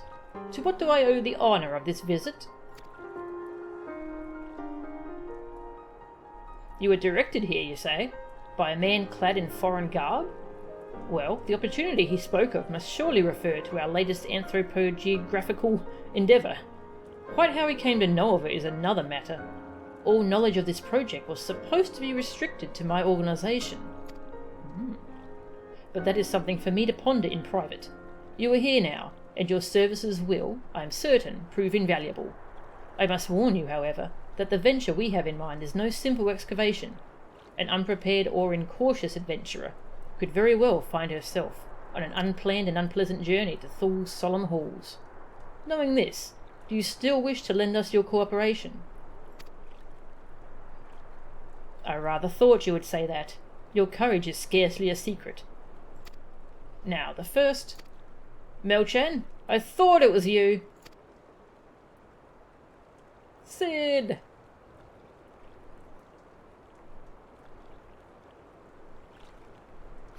This questline is also an extended FF3 reference. Oh, that's cool.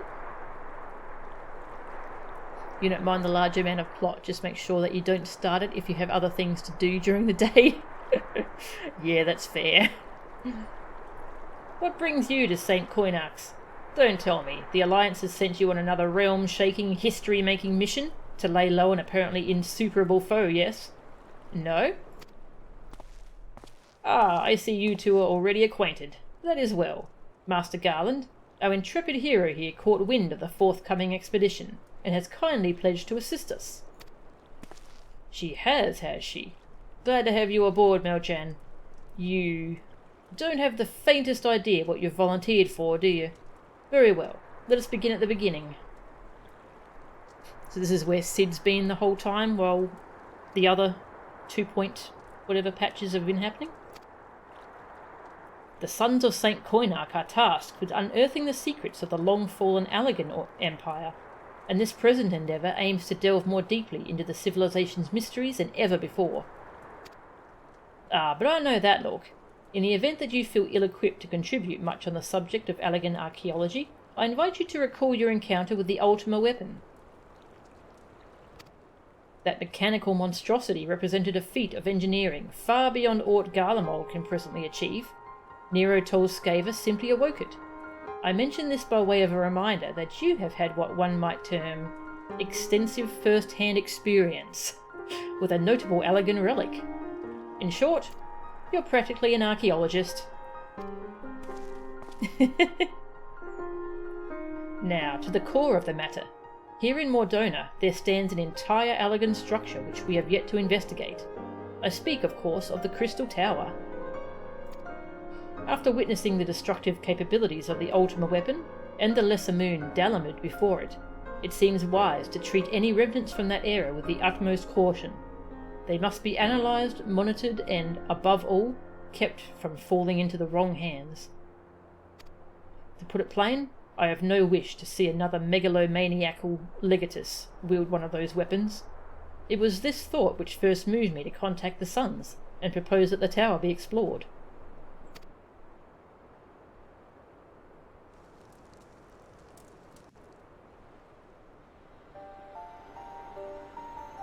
For several millennia, the Crystal Tower remained hidden, buried deep underground. But, like so many other things that were better left undisturbed, the structure was freed from its stony prison by the great upheaval which accompanied the coming of the Seventh Umbral Era. It now stands revealed in all its splendour, a gleaming spear of crystal, pointed at the bosom of the heavens.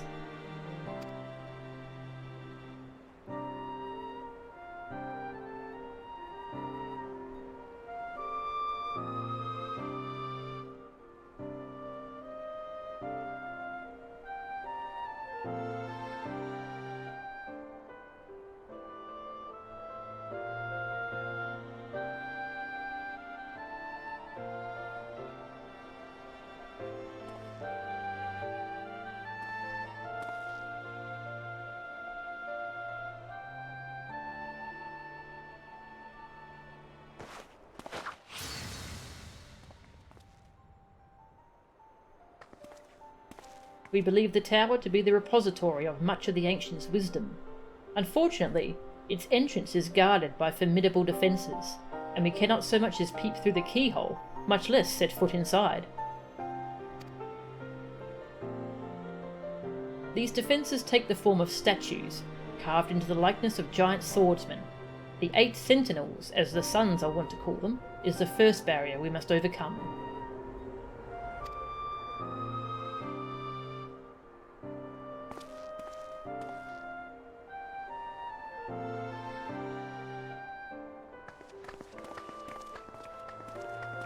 Why not simply fly over them in an airship, you ask? It's been tried before. Any vessel that ventures too close to the tower is blasted out of the air. We either destroy those statues, or the front door is forever beyond our reach.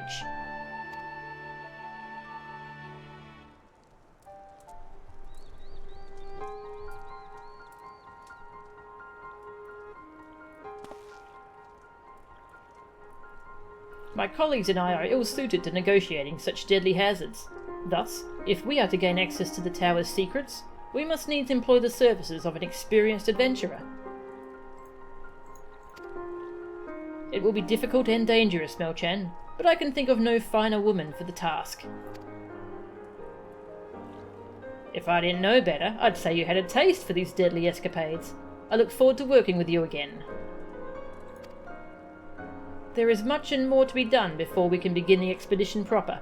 Take some time to prepare yourself, and I shall explain the challenges that lie ahead.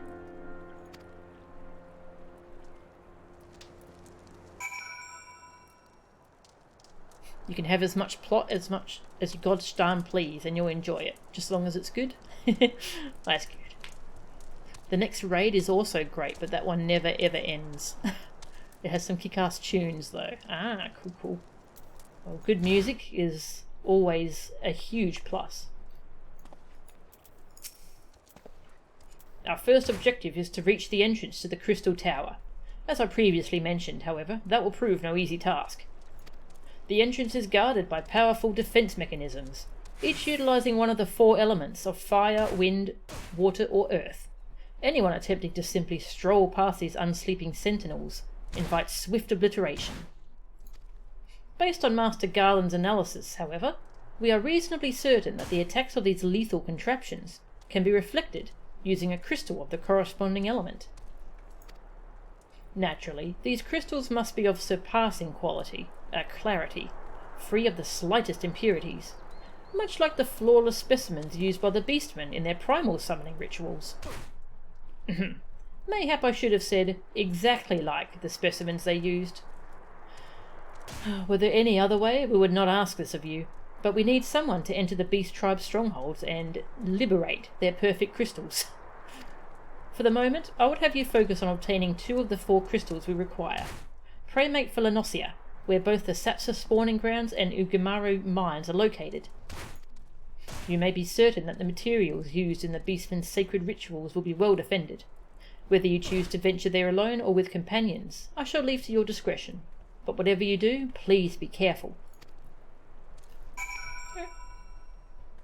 Who's making noise? Someone's making noise. I'm watching you. Got a side quest. Hit the hippogriffs. I'm gonna pick up the side quest just so we can see what other dialogue they have.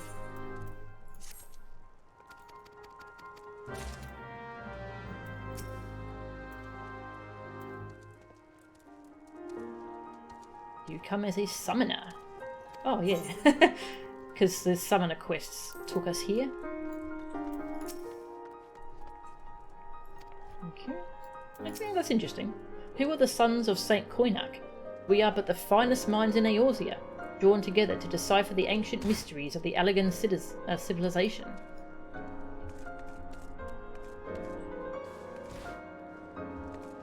Sid! Technology should never be allowed to imprison people. That's a hard lesson I learned from watching Gaius. And my father. If the secrets of the Crystal Tower are as dangerous as we expect, then I mean to keep them under lock and key. The terrible mistakes of history need not be repeated. We are visiting the Ugamaru mines and the Sapsa spawning grounds. Alright.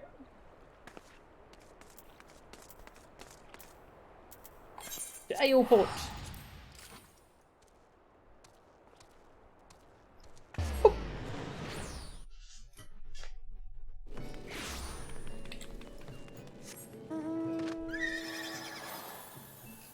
They're stealing some of their crystals. And they probably don't need it. What are they going to do? Summon Leviathan and have us beat up Leviathan again?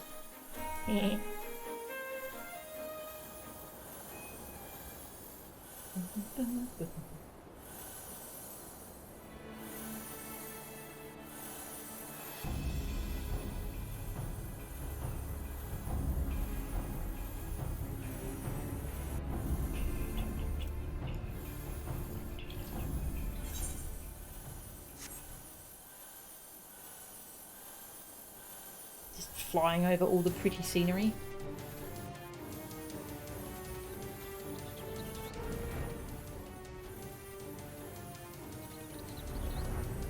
Destination.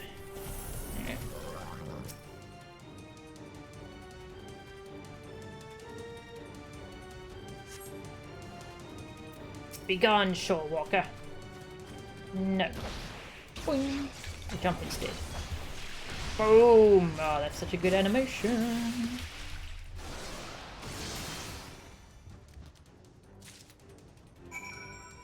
We've got a flawless water crystal. Ooh. Yeah.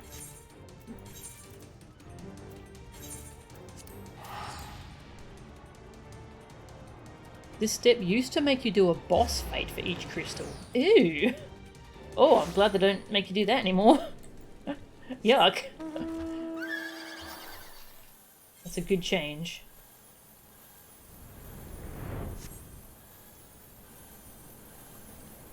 So you'd have to wait for the right fate to spawn? Oh, yucky. And then, well, back in the day you would have had to gather people too, because it's a boss. You have 2 kitties on your bed? Oh, cute! That's so cute. Yeah.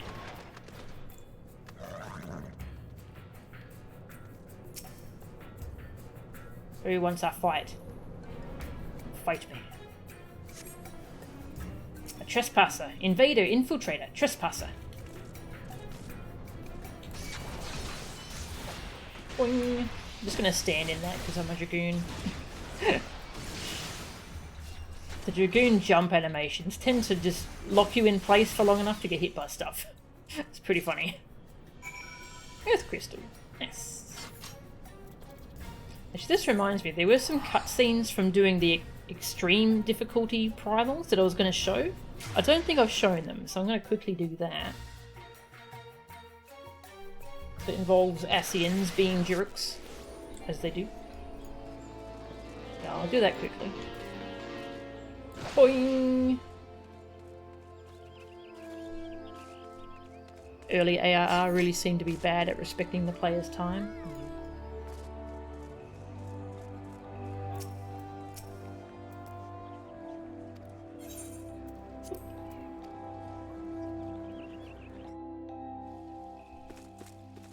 So we've done the hard mode versions of the primals on stream, but there's extreme difficulty ones, which were the hardcore ones, and they all had quests. I wonder how I would show them.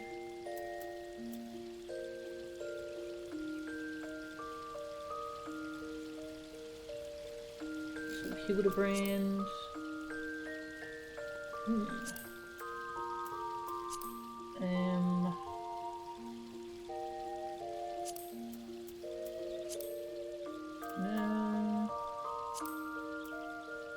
Okay. Chronicles of a New Era, Primals. Summit. That's probably binding coils.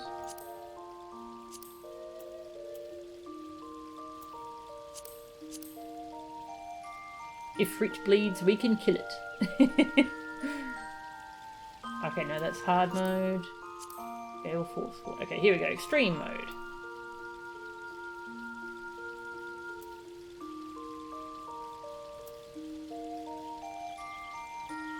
There's 3 cutscenes here. I don't know if we care about all 3 of them.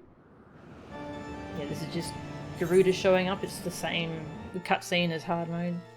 Very exciting. I think this is Garuda being defeated.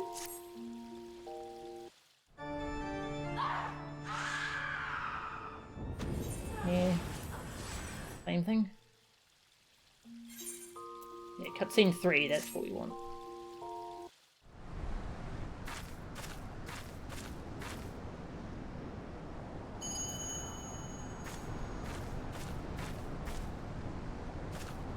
Exhibit A, the relics. Exhibit B, the crafting relics. Oof, I haven't tried anything to do with those yet. Oh, is that all we have for that one? Okay. Yeah, we defeat Garuda and we get a strange object fashioned of bone. Settling memento you retrieved is likely some manner of ritual object. So we go back to Urianger. Yeah, so they summoned Garuda with an altered rite of summoning, which is how she became so powerful this time. Doubting the Excel's willingness to meddle with the traditional ritual, Urianger suspects the involvement of the chaos-breeding Ascians.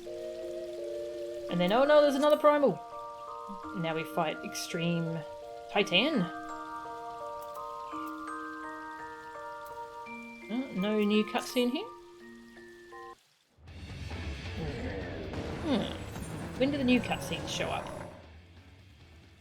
They're both nerfed at this point, especially the crafting ones. Oh, that's good.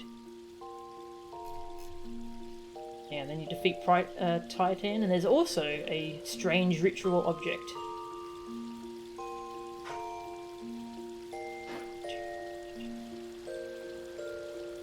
After listening to the tale of your adventures, Urianger begins comparing the common elements surrounding the unusually powerful resurgence of both Garuda and Titan. It appears the growing strengths of the primals neatly coincides with your own steadily burgeoning abilities. Ifrit broke, now you fight Extreme Ifrit.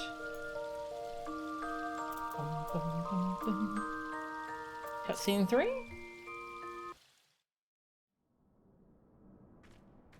Yeah, here we go.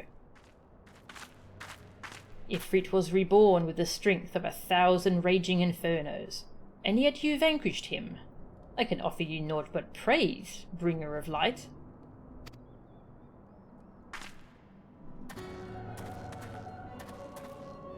Ever prepared for confrontation? Good.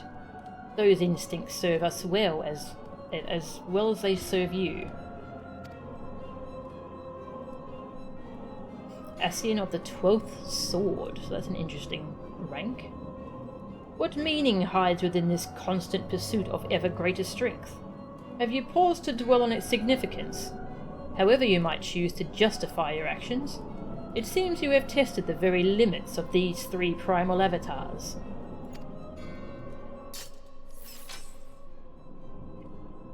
Again, such furious response.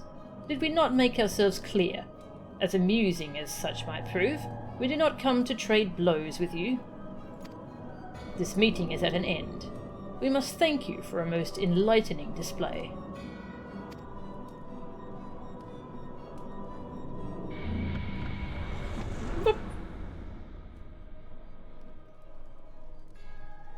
We have learned much. The destiny we seek draws closer, ever closer. How much longer can you stem the tide of darkness, bringer of light? How well will you fare against the next god to reawaken?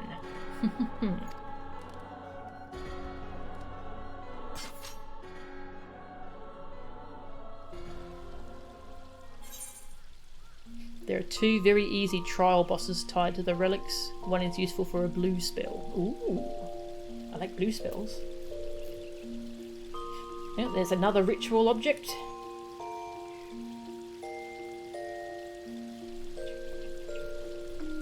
Deliver the object to Urianger. Describe your encounter with the shadowy Ascians.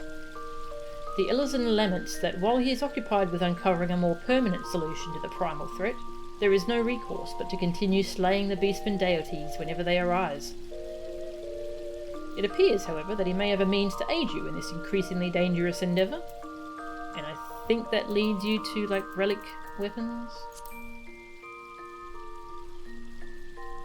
And then the Moggul's Guard have once more succeeded in calling forth the daunting avatar of Good King Moggul 12.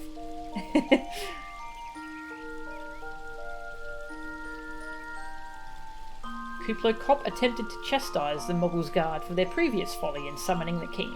Unfortunately, Kuplo's words did not have the desired effect. Fueled by fear and righteous indignation, the Moggul's Guard proceeded to summon an even more potent incarnation of their maniacal monarch. Yeah, now it's called Great King Moggul 12.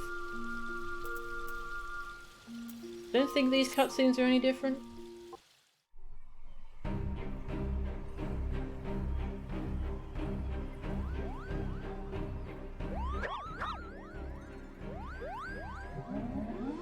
Personally, you were lukewarm on the Ascian parts of the storyline, but the last expansion completely changed your mind? Ah, good.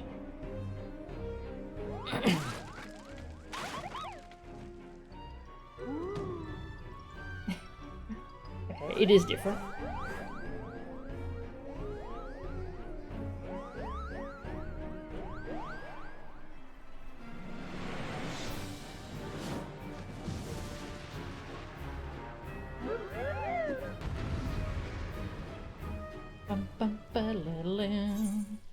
Great King Moggul 12.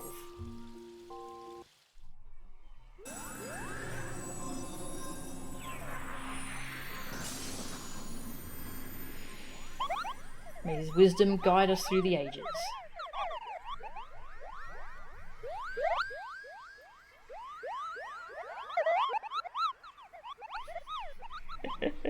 May his wisdom bless us all and put his tyranny to rest for good. Yeah,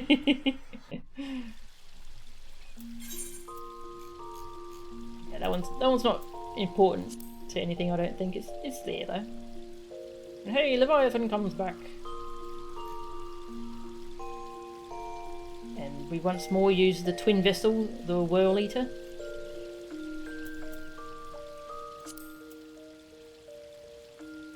Is there anything interesting here?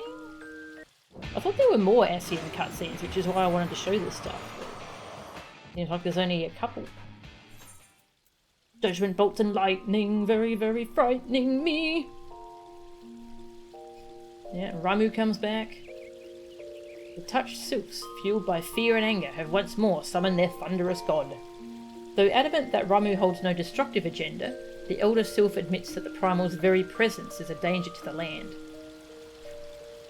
Yeah, he says that just existing Ramu drains all the aether from the land and all the forest will die. Hey Grey the lovable dragon, how are ya? Welcome. The Lord of Livin must be defeated. Is there any cutscenes here? No? Okay. I thought there was an Ascian cutscene for each of them, but I must be misremembering.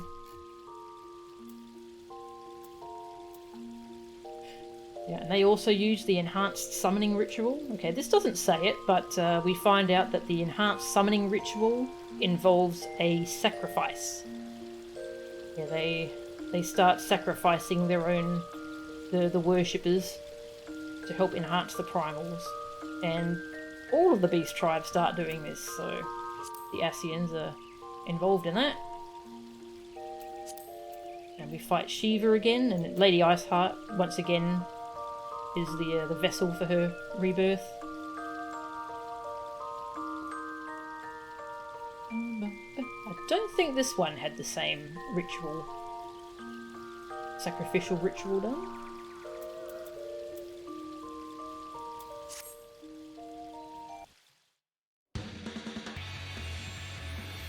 No cutscene. Okay. Maybe it's just... maybe the cutscenes aren't here. Anyway, just... Ascians watch you and comment on, oh, you defeated this one. Yeah, the cutscenes must not be here. But yeah, the Ascians are very much involved in teaching them new horrible rituals to summon more extreme primals. That's the gist of it. Alright, let's go back to doing this questline. Always punch a Moogle. Aww, but they're cute.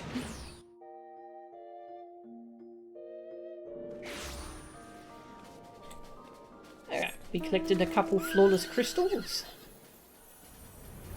I assume we're going to need to go get a couple more.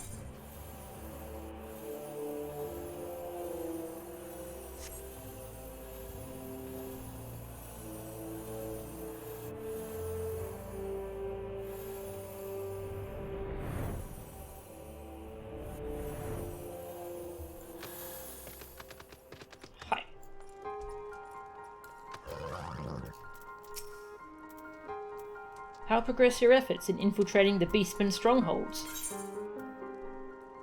Got Flawless Earth one, and a Flawless Water one. So these are the famed flawless crystals of the beast tribes.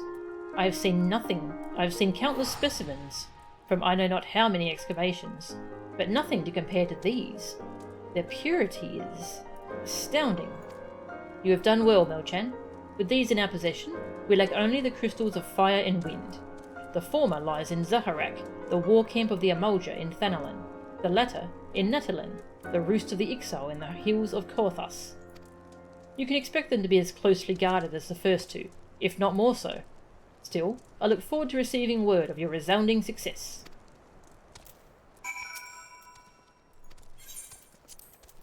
Alright. Just point me to where to go, thank you. Off to Gorthus.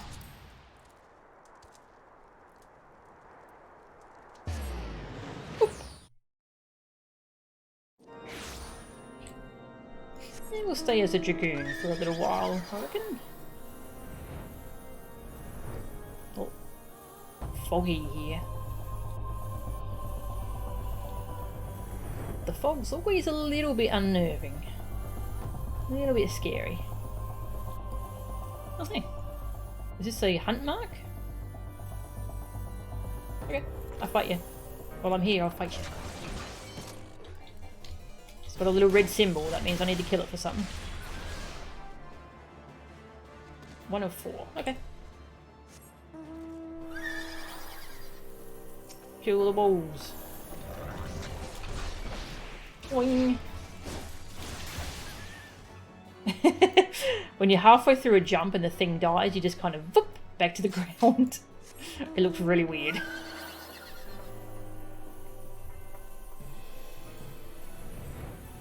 Need some more wolfies. Oh, there's one. Whee!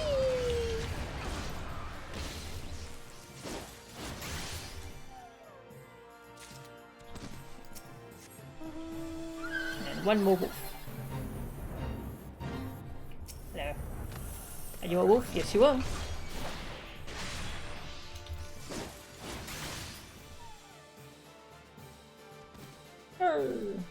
That's just like a bounty quest that you can get each day. Kill certain things. I've got 1000 gil and 8 seals, which I can use for various things.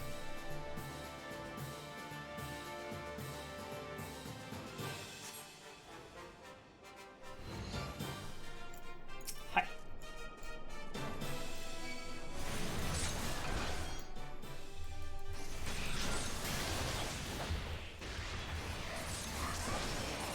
Boom! Dragoon's fun. Right, and to Thunderland.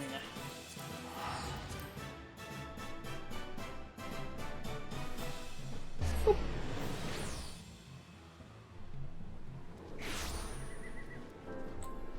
Oh wow. That's the most casual outfit I've seen on anyone in this game. I like it actually.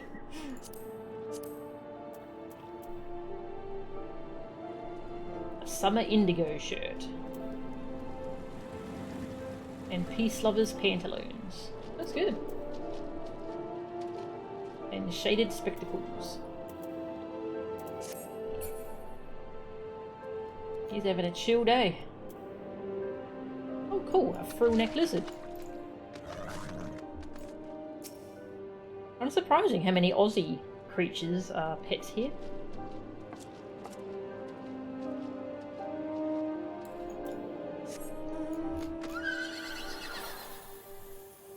Oh, it's foggy here too. Unnerving.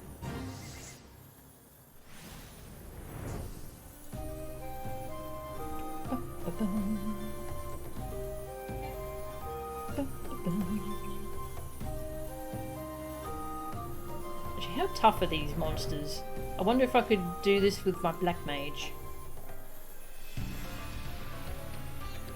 Let's try it just for funsies.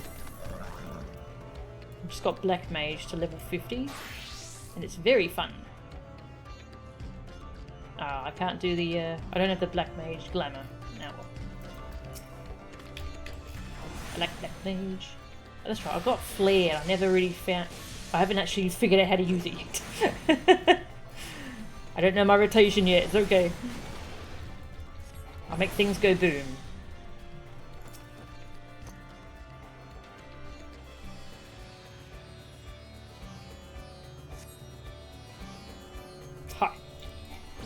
Boom!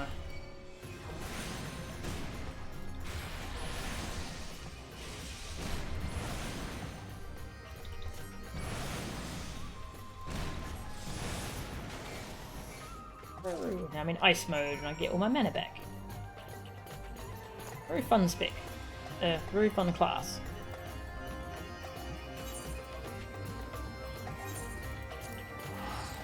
Back to Mordona. Flare. Deals fire damage to target and all enemies nearby. Okay, so it's the fire version of freeze, I think. So then I put it over here. Swap those two. Grants Astral Fire 3. Okay.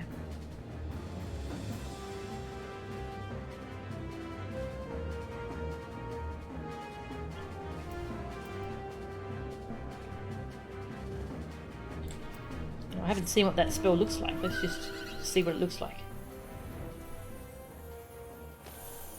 Make something go boom.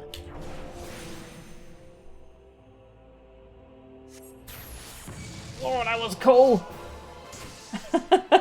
It cost all my mana! That's hilarious. That's supposed to cost literally all of your mana. It'll just have no mana. Oh, mana cost all. That's amazing. Wait, does it? Hang on. Is it just how much mana you currently have, or do you have to be full mana? Let's see. Use up some mana first. Alright, now I flare. Oh, never mind, it's dead.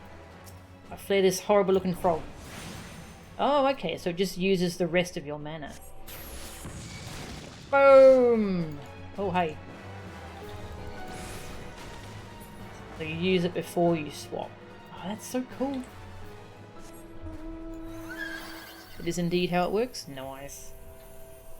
But then you can't use Blizzard 3 to swap, so I guess I transpose then?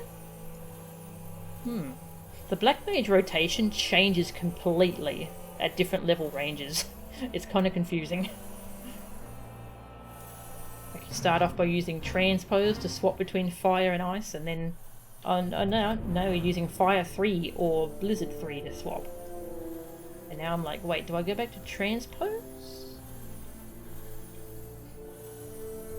At this level, I think you can flare, convert, flare, transpose, wait. Wow, really? Let's find something to test that on. Flare.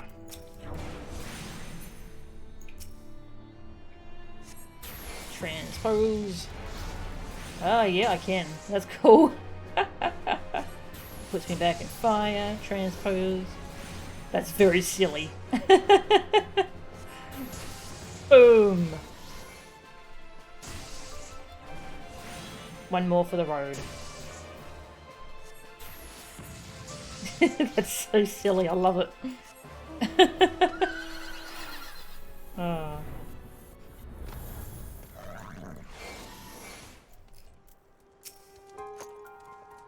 Mel-chan, it is good to see you.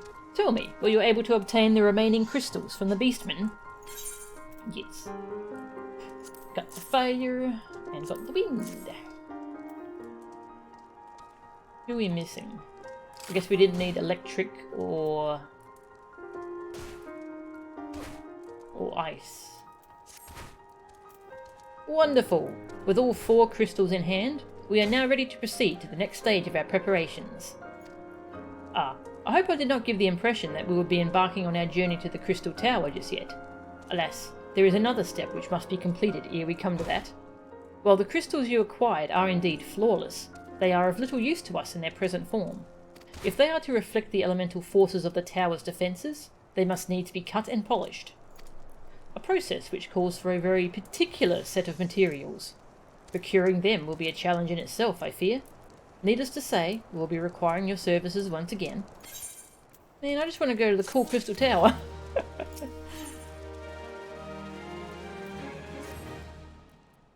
If the flawless crystals you procured for us are to retain their elemental purity during the shaping process, a very specific set of abrasive substances will be required.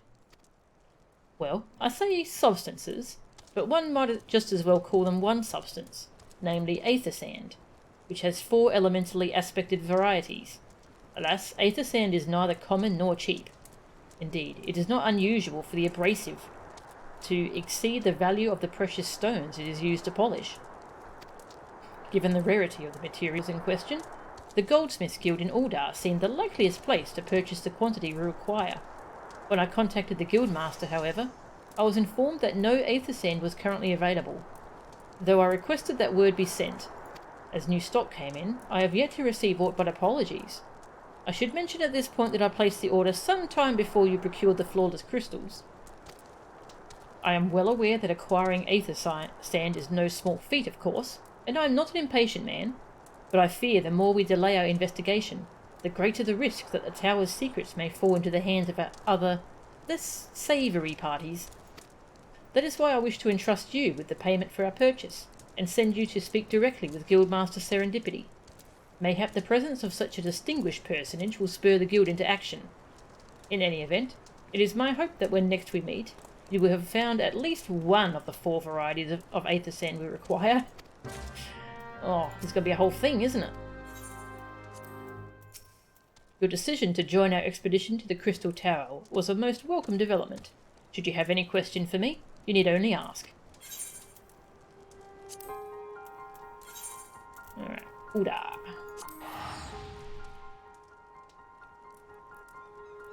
The BLM rotation, it wreaks merry hell on your headspace, especially as it changes pretty dramatically several times as you level. Yeah. It's so confusing.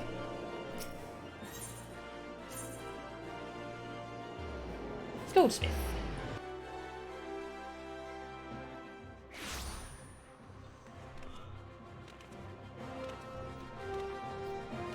Serendipity. Ah, Mistress Ingura. Welcome, welcome. What brings you here, if I may ask? Money.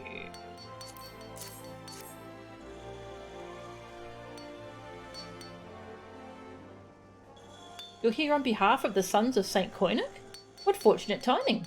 I was just about to contact Master Rambrose with the news that we've finally managed to acquire a quantity of fire-aspected aether sand.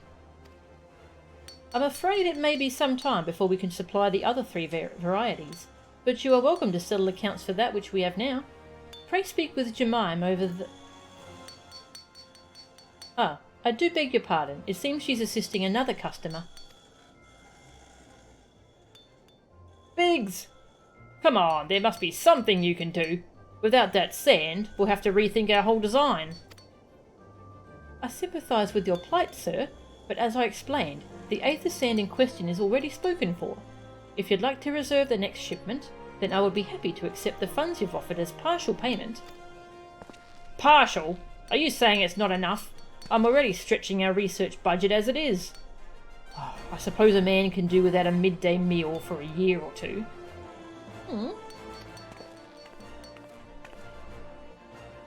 Belchan, it's been too long. What brings you here then? Got your eye on something expensive, have you?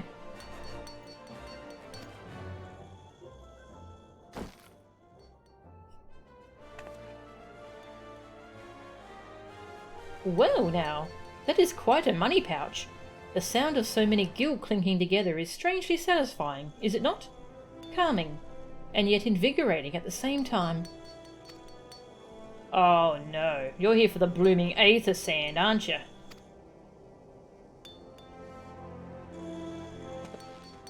Well, I can't deny the elegant civilization's a subject worth researching. The chief said he was looking into something big, but we never thought to ask him what.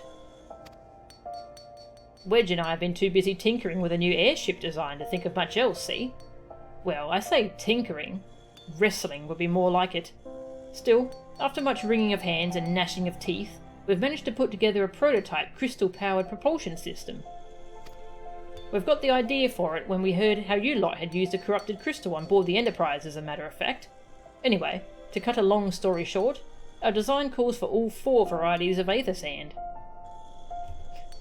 Considering how expensive aether sand is, I don't know if that design's gonna go far. But that's why I can't just relinquish my claim on this batch here. Even for you, lass. How are we meant to usher in a brave new age of technological innovation, if not by technologically innovating, eh? Ahem. While I hesitate to interrupt such an impassioned speech, Duty compels me to point out that this lady is a representative of the organisation that reserved the Aether Sand in question. To mention nothing of the fact that her purse is considerably larger than yours. Oh, it's like that, is it? Oh.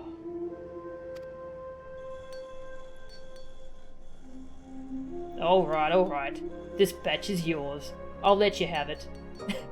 But if you're going to take my sand, it's only fair that you grant me a role in this project of yours.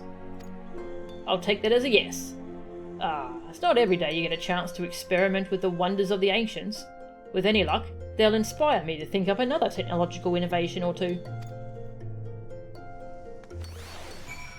Grr. I mean, I would want him in, even if we didn't have to... Yeah, just come with us, Biggs.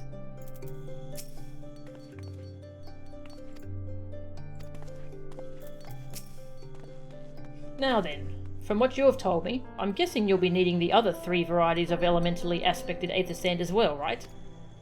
Then, rather than sitting on your rump waiting for a shipment that may never come, I reckon your time will be better spent looking for the stuff yourself. And it just so happens that I know of a good place to start. There is said to be a peddler in northern Thanalan who, very occasionally, handles the earth-aspected variety of Aether Sand. Wedge is in the process of confirming the rumour as we speak. I know what you're thinking. When did my timid little friend decide he didn't need me to hold his hand anymore? The answer being, just the other day. Seems he's been inspired by a certain adventurer's heroic example. I thought he was joking when he volunteered to go to Thanalan without me. I just hope he manages to stay out of trouble. Head out to Blue Fog, and you should find him poking about with his new bodyguard. Oh, did I not mention her? Aye, Wedge thought it might be wise to hire an adventurer to accompany him, just in case your heroic example turned out to be less inspiring than he first thought.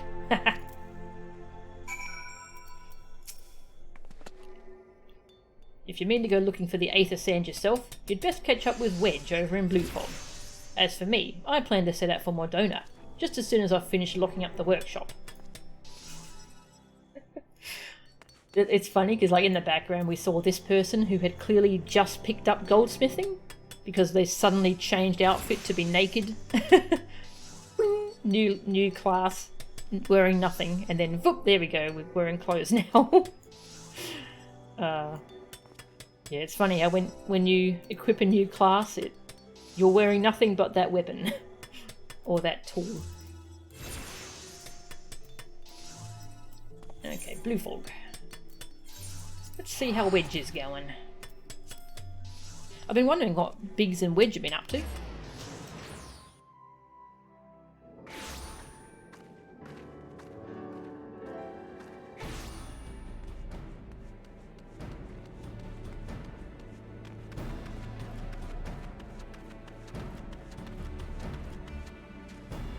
Experienced adventurer.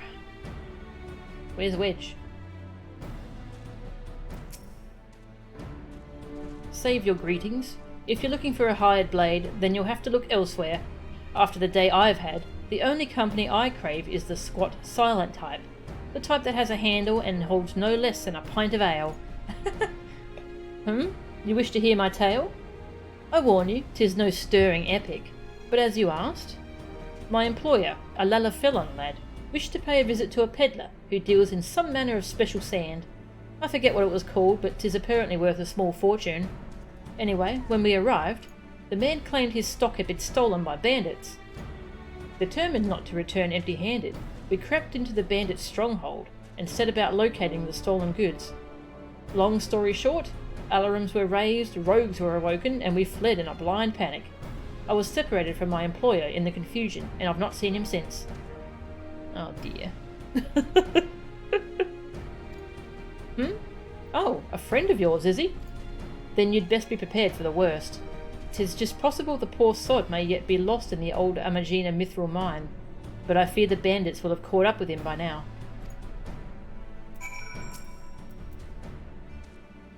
If he's still alive, your Lalafelod friend will probably be hiding somewhere inside the abandoned Amagina mithril mine, where the bandits make their lair. You'll not catch me going anywhere near the place, though. I barely escaped with my life as it was.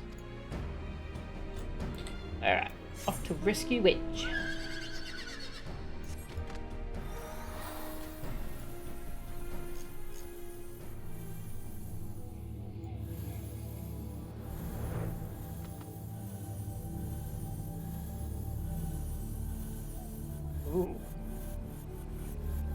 scary.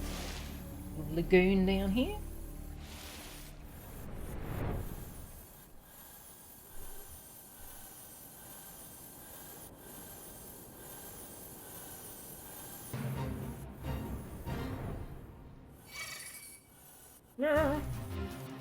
That's right, I'm level 50 now, so I actually aggro things. Let's change class so I don't have to fight 1,000 things to get in there. Still in combat. Run away!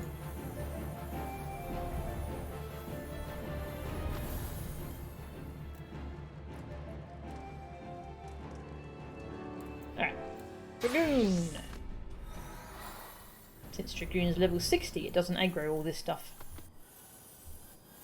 I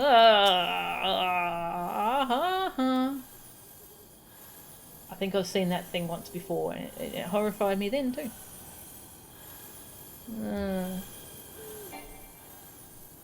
Too many faces.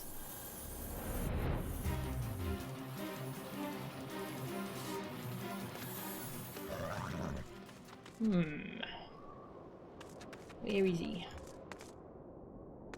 Where? Oh, hello. Hey, Wedge.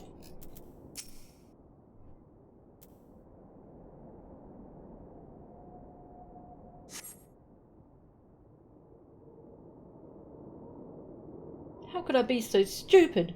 Sneaking into a bandit's lair. It's just not the sort of thing I do. And now I'm going to die for it. No, I just need to calm down. I can do this. I can be brave. I'm going to stand up and I'm going to walk out of here. Here we go.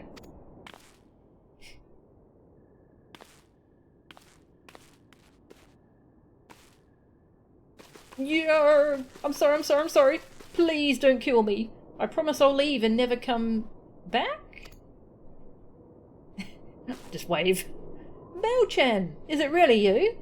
But how did you find me? Can you smell fear? Actually, ignore that smell. I expect you're wondering why I'm here? Well, I was just in the process of retrieving some stolen aether sand, which Biggs and I need for our research as it happens. It was, I concede, perhaps a touch foolish, and very nearly fatal, but I did succeed in snatching the stuff before my bodyguard ran away, and several dozen bandits came piling after me with knives and axes, and what looked very much like a plank with a rusty nail in it. Anyway, the important thing is that the stolen aether sand is right here in my... Oh dear. It must have fallen out when I was, taking evasive maneuvers. It seems I won't be leaving this infernal place for a while yet. You'll find the aether sand in my stead. Oh, thank the gods! You're a true friend, Mel-chan. I hope the search doesn't prove too troublesome. The bandits don't seem to care much for visitors.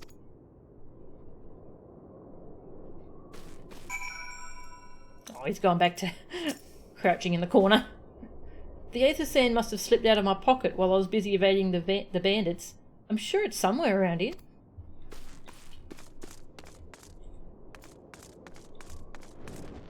Hi. Boom!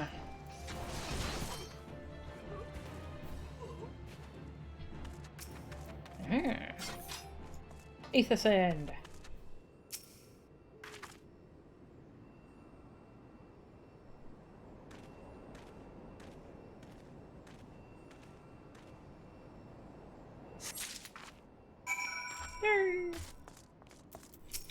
Boing. Hi. I'm a dragon, sort of.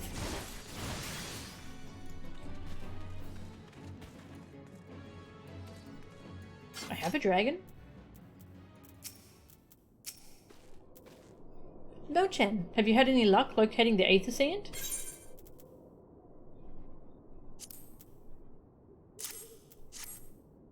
Yes, that's it.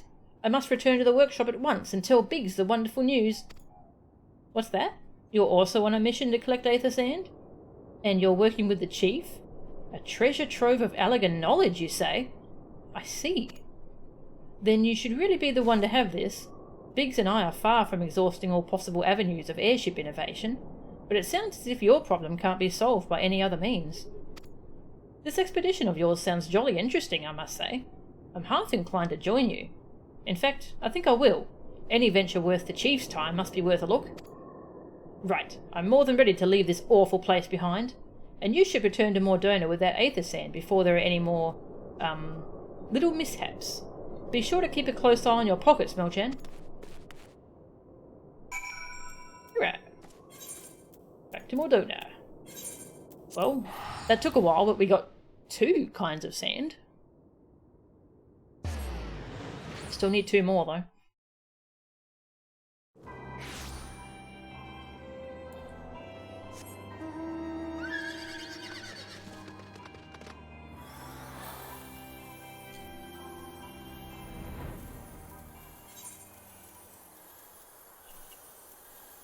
Hide those for now. Yeah.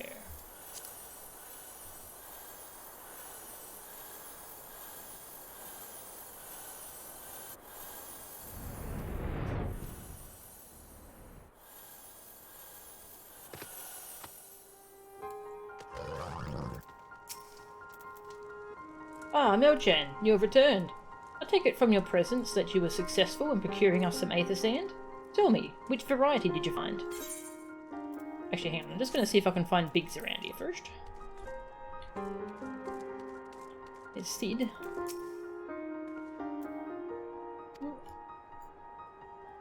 Okay, he might not have shown up yet.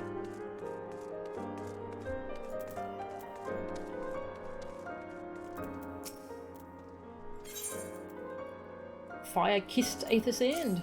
Earth-cradled aether sand.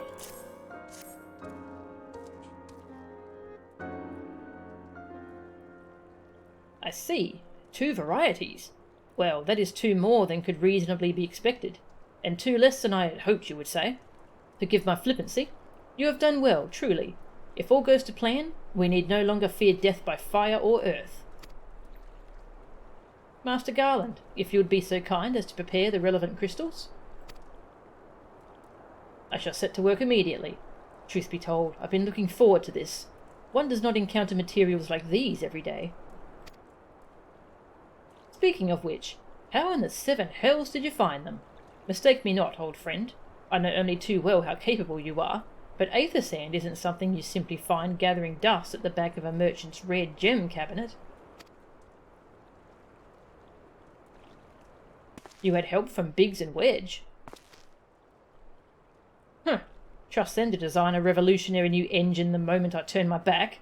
How's a genius meant to rest on his laurels when his employees are so damnably inventive, eh? And now they're determined to join us, are they? Typical. I jest, of course. It will be good to have them around. Still, as a matter of professional pride, let's endeavour to procure the 2 remaining varieties of aether sand before they arrive, shall we? Tell me, Rambros, have we any information on where the water and wind aspected types might be hiding? Not as of yet, but I have made certain arrangements. We shall soon see if my efforts have borne fruit. Forgive me for observing, but you seem less than enthusiastic about that prospect. If there's a complication, I'd rather we discuss it now than risk jeopardizing the expedition. This intro quest is pretty long. Surprised I didn't trim it down. Yeah. Mayhap an explanation is in order. But first, let us savour the preliminary victory that Melchan has won for our cause, if only for a moment. Materia. Or money. Well, I've got some of that materia. I'm gonna go for money.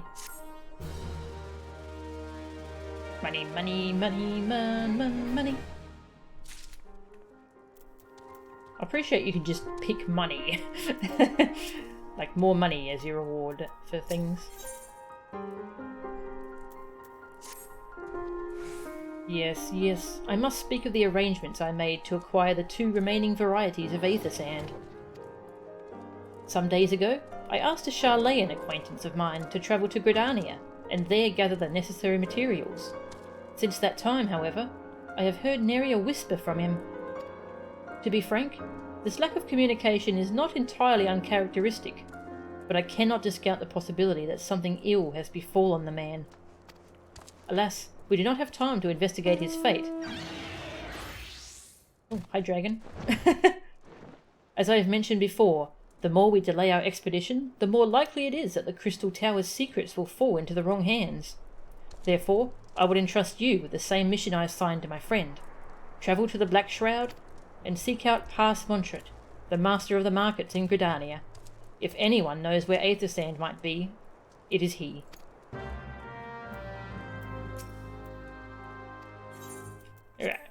Back to Gridania. Okay. I use my return.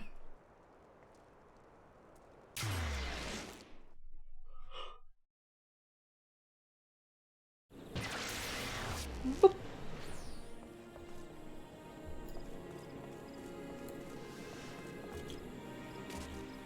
Boing! That's so fun.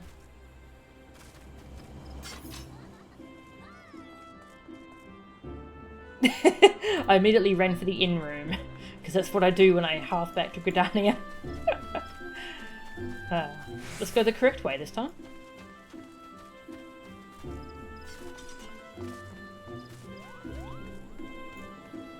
Heading for the market.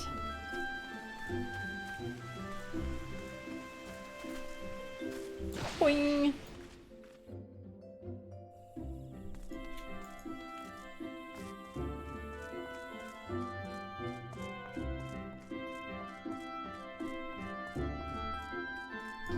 Okay, this guy. Yes? I'm sorry? Did you say you wish to purchase Aether Sand? Forgive me, madam, but have you the faintest idea of the rarity of the material you seek? Why, I have not seen so much as a grain of Aether Sand in these markets for many a long year. I could tell you where one might mine the ore from which the water-aspected variety of the abrasive is derived, but only a desperate fool would willingly set foot in the place. You seem undeterred. Very well. Are you familiar with Earth's Gift? That is where the ore is to be found, in an area inhabited by a particularly pernicious hog. Should you encounter the Betusked Nightmare, you will know that you're in the right place, albeit at the wrong time. Farewell.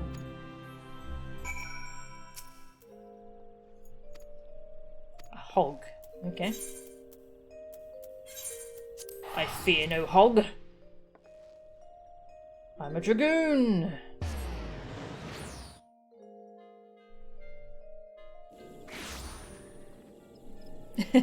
Milchan's inner monologue. I am a desperate fool. Tell me. Yes.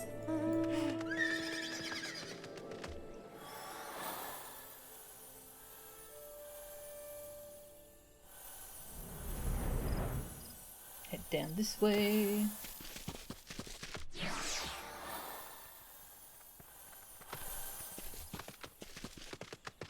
Well, there's wild hogs around here.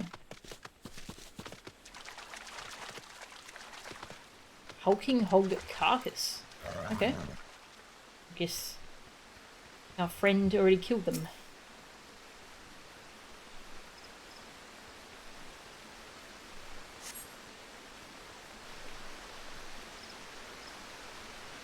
You are too late, adventurer, and not only for the entertainment. You will find no trace of the ore which but recently lay here. Nay, not so much as a speck.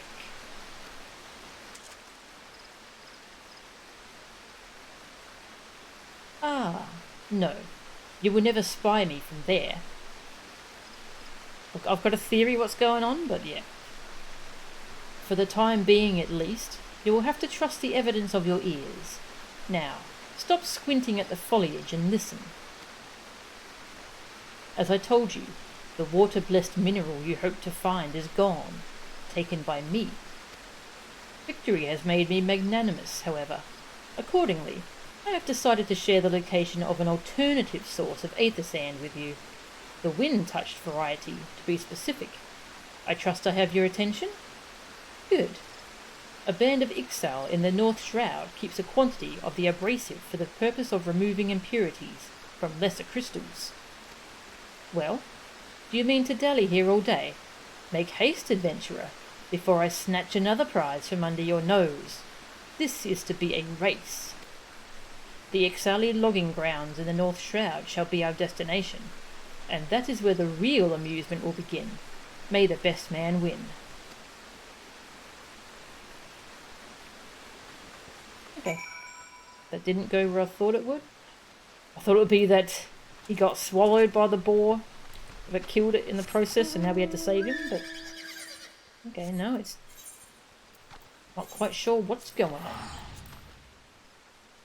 We shall see. Oop.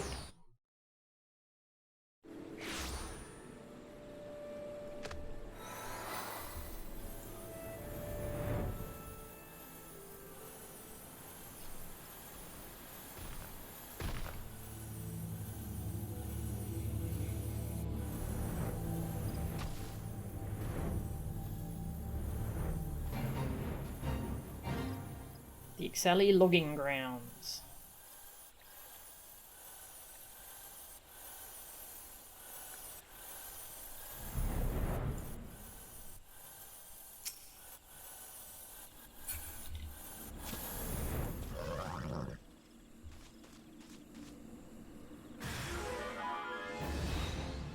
Oh no!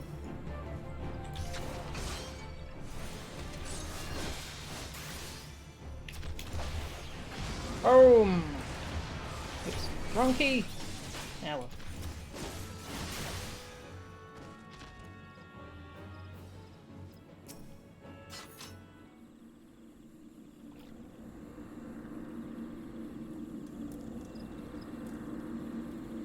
It's very shiny.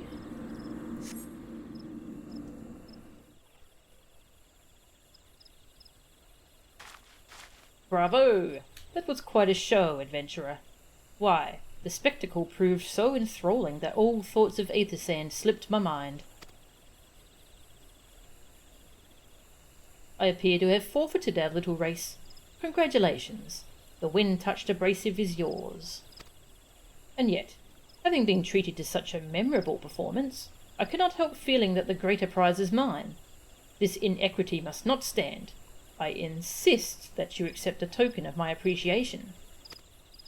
Payment for this entertainment will be waiting for you to the east, in a clearing within Proud Creek. Pray retrieve the gift ere it is crushed beneath the iron feet of the Doolahans.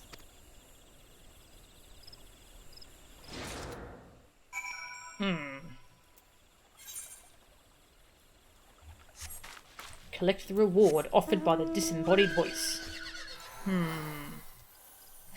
No chance external monologue. Nod. Not.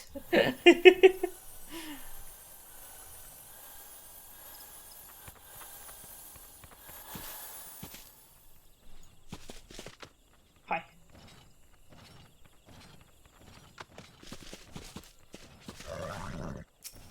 Water-blessed aether sand. Ooh. Can't help but feel like we're being used.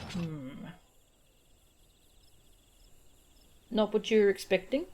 I took the liberty of refining the ore from Earth's gift into aether sand.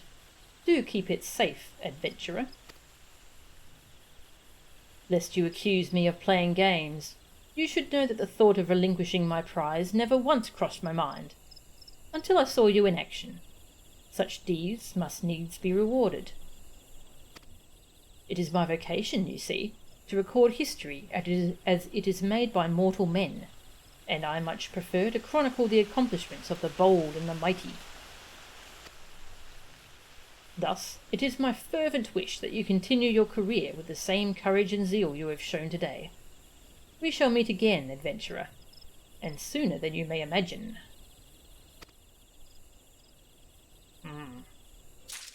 Definitely not using us to get into the Crystal Tower. Definitely not.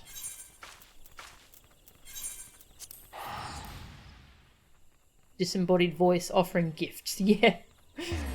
Definitely not suspicious. Not at all.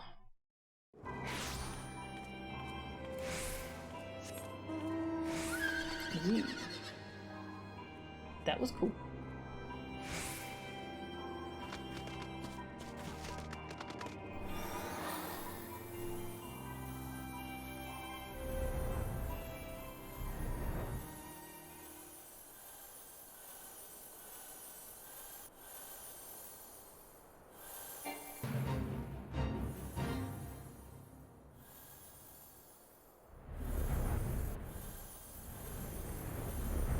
Hi, I'm back.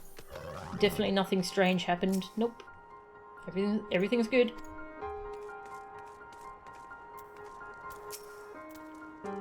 What news of your mission?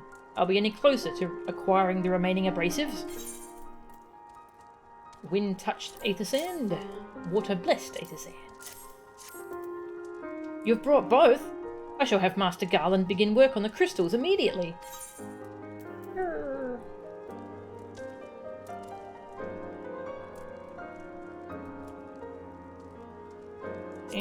Money. Bum, bum, bum. There. That should do the trick. Didn't your mummy teach you not to accept gifts from strange disembodied voices? Oh, those are shiny. They're like glow sticks. Excellent work! We now possess all 4 of the fangs required to pierce the Crystal Tower's defences. My compliments, Master Garland. Oh, 'twas a trifling matter, I assure you. Melchan here is the one you should be thanking. Anyway, by my reckoning, there's nothing stopping us from striding up to the Allegan's front door. Nod. You can't go without us, Chief. Yay! Biggs, Wedge, come to lend a hand, have you? Well, it's not every day you get the chance to study the wonders of the Allegan Empire, is it? Their technology makes Garlemald look ancient. I appreciate your enthusiasm, lads, I really do. But we're not here to take this knowledge for ourselves. Twice in the last decade, the promise of unimaginable power has prompted men to meddle with technology they do not understand, and the realm has been dragged unto the very brink of oblivion on both accounts. We shall not be so irresponsible as to risk another. Wedge, do you recall our company's creed? Yes, Chief. It's, freedom through technology? Exactly. Freedom. When we forsook our homeland, we swore that we would have no truck with machines that could be used to promote tyranny. That has not changed. Should you feel tempted to break your oath, remember this. The wonders of the all-knowing Allegan Empire could not save their civilization, and have damn near doomed ours. Twice. That is why we must explore the Crystal Tower, and, if needs be, seal away its secrets.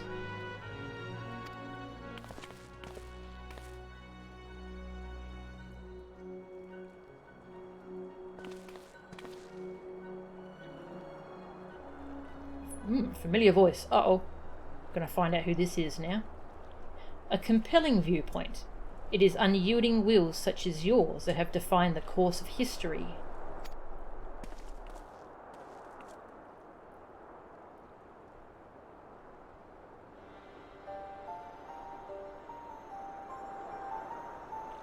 So, you return at last. What, pray tell, has kept you so wholly preoccupied that you could not spare a moment to inform me of your progress or preservation? Why, the task you assigned me, of course. Surely you have not forgotten about the aether sand. I tasked a passing adventurer with delivering it. A more capable courier I could not imagine.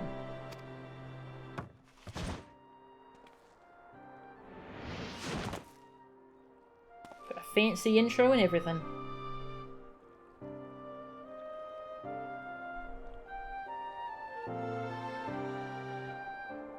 Greetings, adventurer.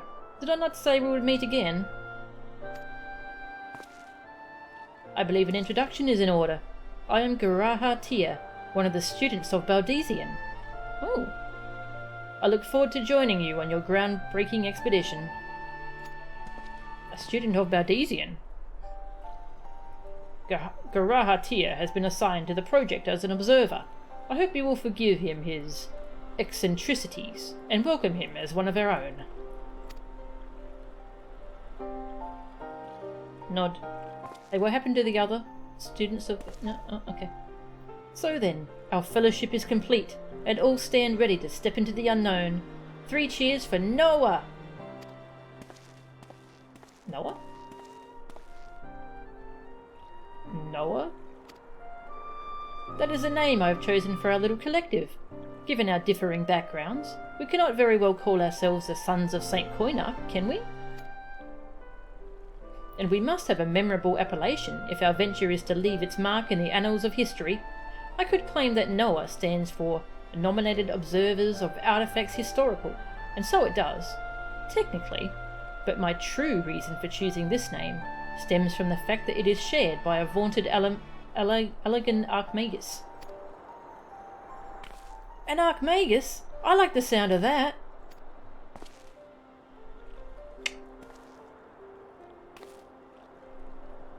Very well.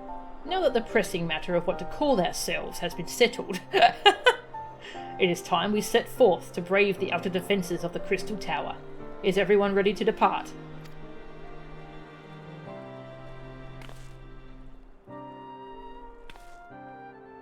Ready! We have ourselves a cat lad. Yes.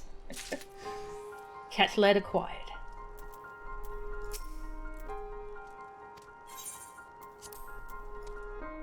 Hey! Biggs and Wedge are here now. The elegant civilization thrived within the borders of a vast empire, producing marvels the like of which this world has never seen again. It's said that its technology was so advanced, the magitech of Garlemald appears crude and childlike in comparison. When I first laid eyes on the Crystal Tower, I finally realised the truth of that claim. You just leave the business of sorting out the aftermath to us. Focus on clearing out the nasties, and we'll move in to survey what's left.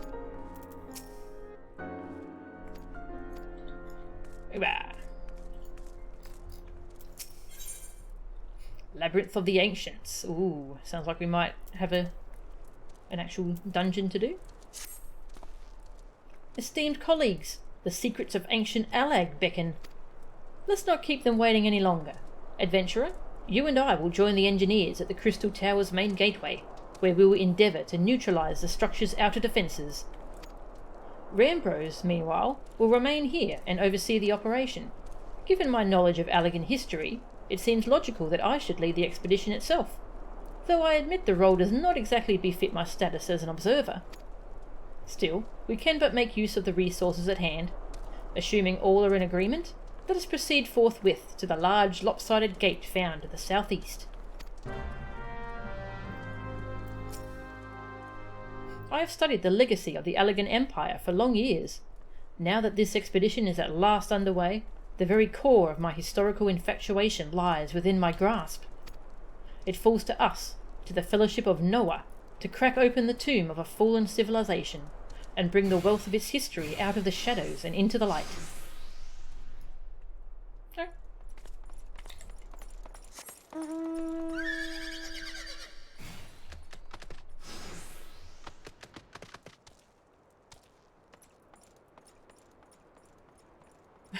What is going on?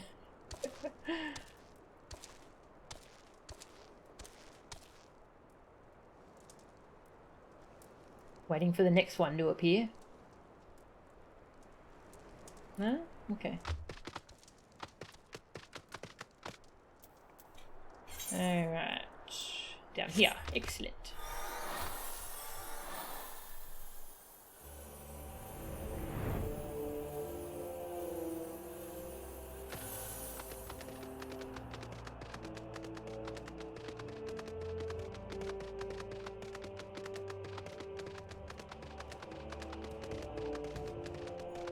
Hello, excuse me, you're standing on my destination? And you're attacking someone who's in a cutscene. That's very unkind of you. Let's fight.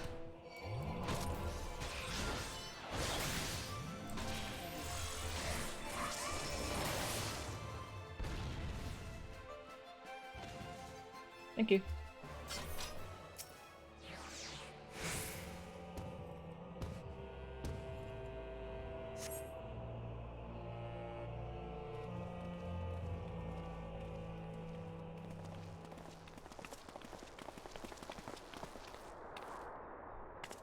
The Crystal Tower lies beyond this portal. Now comes the interesting part. Sid, You are the only one of our number who has ever crossed this threshold. I ask that you take the lead for the present.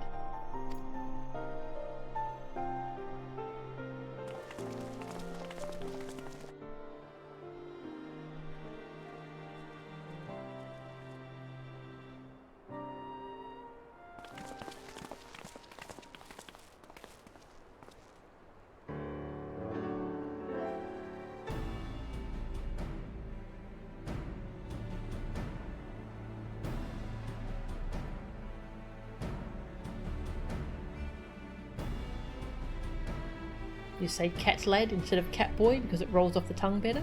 It sounds good actually. I like cat lad. I say, the energy radiating from these statues is palpable. Lucky for us that it is. One might otherwise stroll past them. Feast your eyes on the elemental defences which prompted our lengthy preparations. These sentinels prevent would-be intruders from advancing to within 20 yalms of the tower's inner reaches.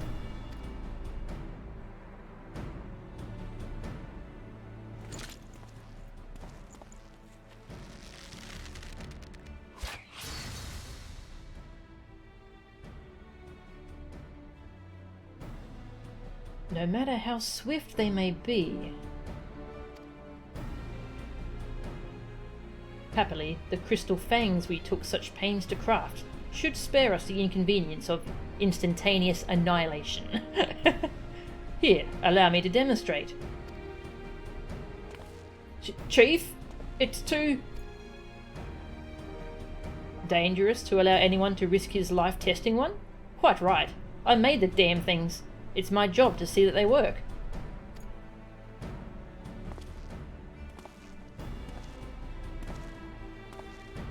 God, he's brave. I thought he was just gonna throw it. Whoa! That was cool. Success! I, for one, am convinced. Friends, ready your fangs.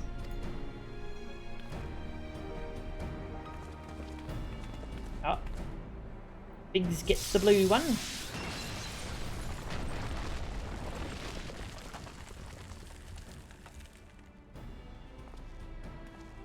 You get the green one. Wait, you should have had the red one.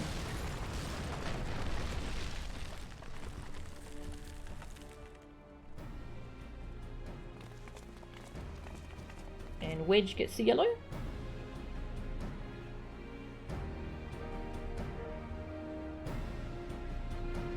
Or do I get the yellow?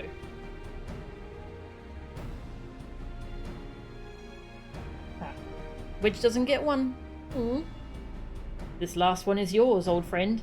It seemed only right.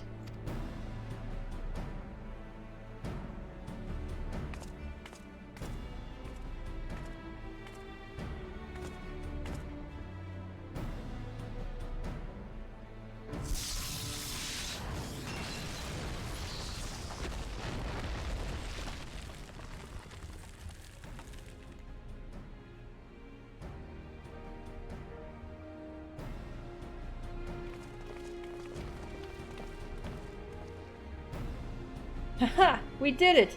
So much for the outer defences. Indeed, the entrance to the tower is near at hand. My blood fairly sings with anticipation. Speaking of blood, I have a proposal for the next stage of the expedition. I suggest we wait here while Melchan and a hand-picked party of her adventuring companions enter the tower. What? Without us? I thought we came here to survey the entire structure. We did, and we will, but our investigations must proceed at a more measured pace. If the outside of the palace is this well defended, place, not palace, can you imagine what awaits us on the inside? Only a true hero could reasonably hope to brave the hazards ahead and live to tell the tale. Melchan here fits that description better than anyone I know. And it is not as if we shall be idle in her absence. While Melchan and her companions are risking life and limb to beat us a path to the tower, we can set about analysing this rubble for evidence of how its technologies function. Your knowledge of ancient lore will be invaluable in that endeavour, Historian Garatia. Bah! Did you ever tire of being right, old man? Aw. Melchan, as it seems I won't be accompanying you, allow me at least to provide some instruction. The maze that surrounds the base of the tower is known as the Labyrinth of the Ancients. During this initial foray, I suggest you concentrate on ridding the place of hostile elements. When you are reasonably certain the maze is secure, contact me via link shell, and we shall join you post-haste, no matter what Master Garland says. Though we would prefer it if any relics you encounter remained intact, you have leave to do whatever is necessary to secure ingress to the upper levels of the tower. Fortune go with you, Melchan. Nod.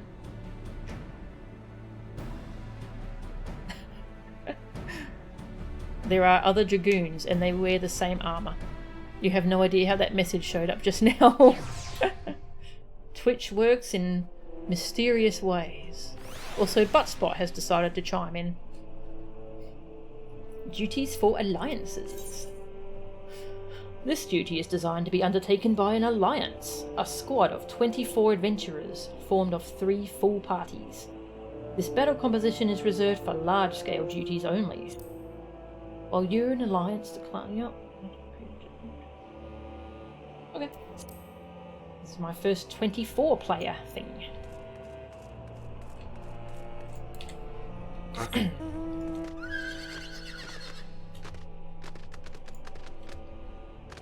Oh, I can't fly here. Fine. Didn't want to fly anyway.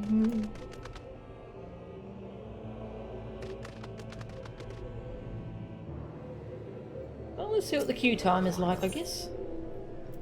The Labyrinth of the Ancients. With the help of Sidnan Garland, members of the expedition to the Crystal Tower have successfully penetrated the defences of the 8 Sentinels. The ancient elegant structure is not so easily entered, however, and the Labyrinth of the Ancients now awaits the Fellowship of Noah as they seek the ultimate prize. 3 parties of 1 tank, 2 healers, 5 DPS.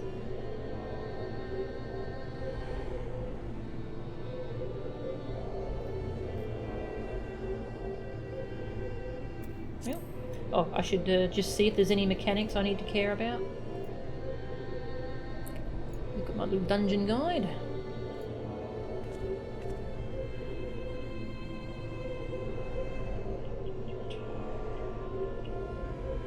Okay, ARRCT, Crystal Tower.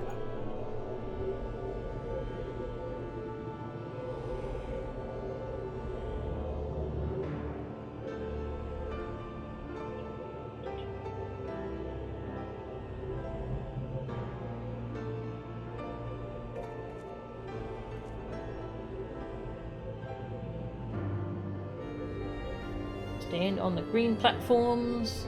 Kill weaker enemies first. Pull it all, burn it all.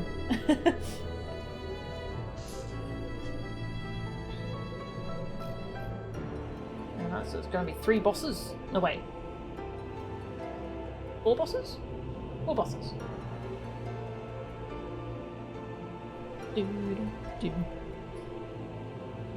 The queue time shouldn't be that bad since there's a roulette for the 24-person stuff. Ah, that's good. Have I unlocked that yet? No, I think I need to unlock another one. Alright, let's I'll try and join as DPS because I wanna watch the cutscenes. I'm not gonna skip them, so if a DPS is sitting there doing nothing, that'll be less scary. 15-minute wait time. Well, maybe it won't be that bad. Oh, that texture. Well, I'll go over this guide a little bit more.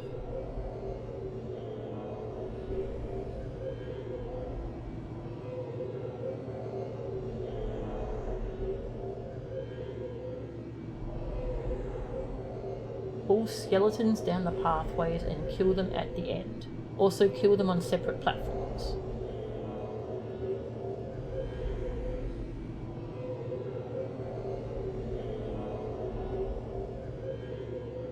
Kill skeletons.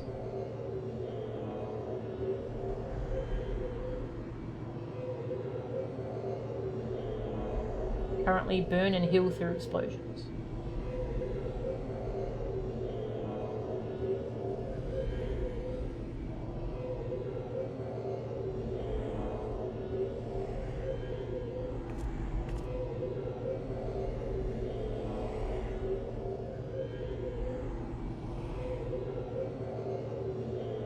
Some kind of involved. Your teammates will outgear this place into the dirt. Ah, yeah, that's true. We're playing through Dragon Quest Builders 2 again. You've been saying no a lot more to people's requests. The game will make you accept it anyway, but you get extra dialogue from the NPCs, mainly them pretending that they just misheard you saying no. Wow. Funny. But thou must. Alright, wait time has gone down to 9 minutes. That's good.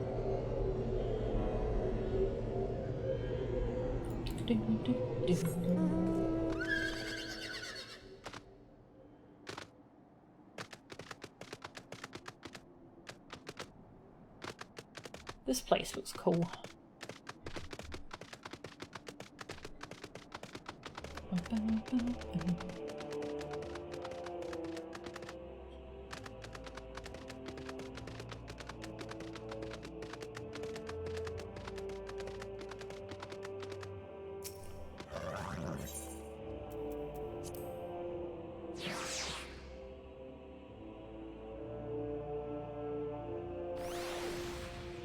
Okay. Now I can fly.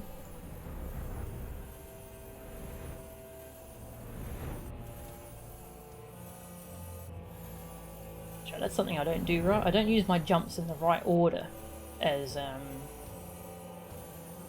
Dragoon.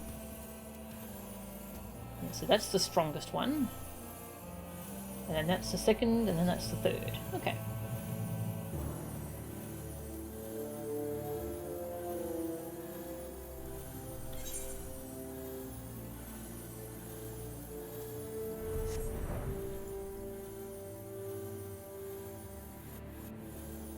What can we do while we wait? I guess we can do some more hunting log. Let's see, so I've done all Lancer. Okay, Gladiator I still need. Does anyone need anything here in Mordona? Rogue, what do you need? Oh, Rogue needs stuff here. Rogue is a ninja. Oh, look at all that stuff. I guess I'll just fly around and see what we run into.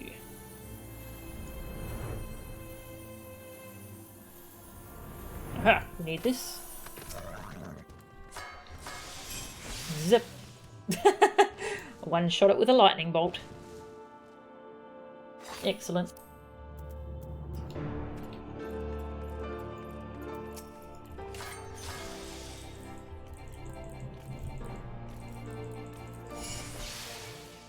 Oh, you're still alive?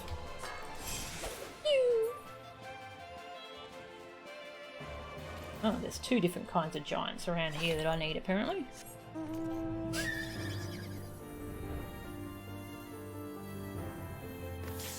Oh, hey, it popped. Sweet. Alright, pop to the Dragoon. Let's go. Oh, look at that number. 14 out of 15, that's a big number. Since Dragon Quest has been mentioned, you'd like to know if anyone played DQ11. What is your thoughts about it? Yeah, I haven't played any Dragon Quest games. But yeah, I'd like to know if they're worth playing. The Builders games look really good. I've watched Tag stream both of those. Seem really good. Ooh. Oh, there's a bunny. Someone's in a bunny costume.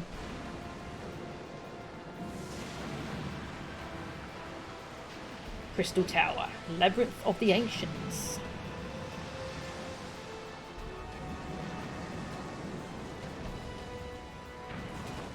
Ooh, this place looks cool.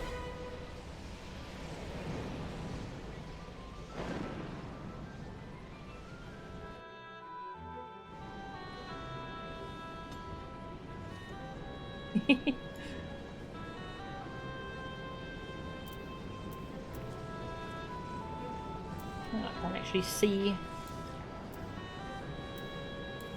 Oh, I can't actually see. Oh no, there we go. There's the other people.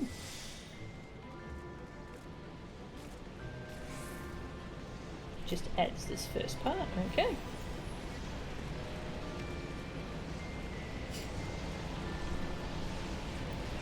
I'm gonna follow everyone.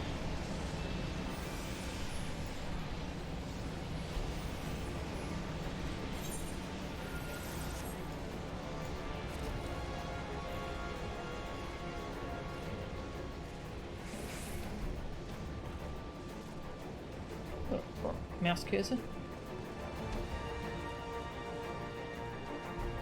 Stand on the green panels if you can. That purple stuff hurts. Okay.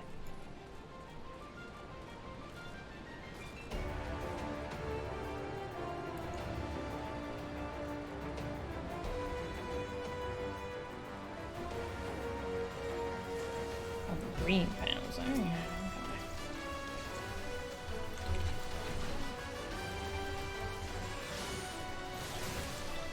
Whoop.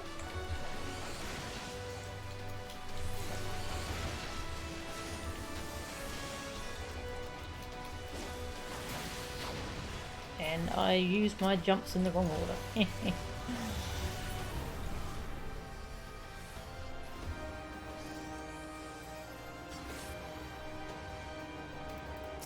Greater demons. Ugh. This place is filled with demons. It's probably not fun.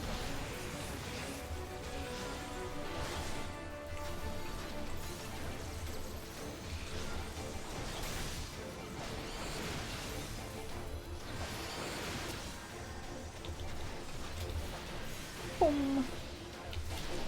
Ah! Oh no!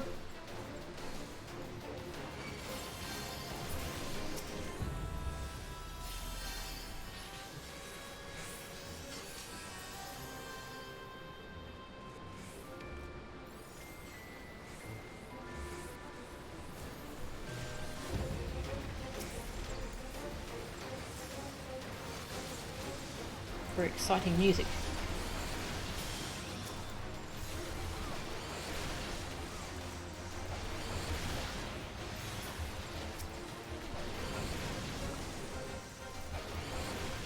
Oh, gross purple stuff.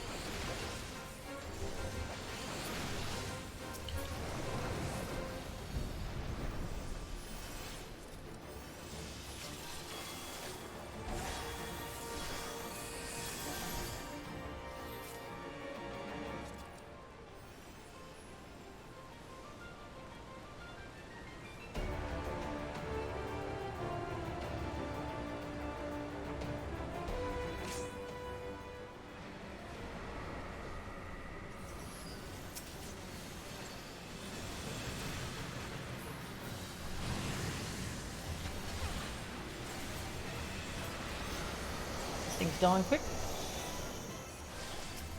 Kill the skellies. Alright. Boing! Oh, the skeletons are making a horrible noise. I don't like it.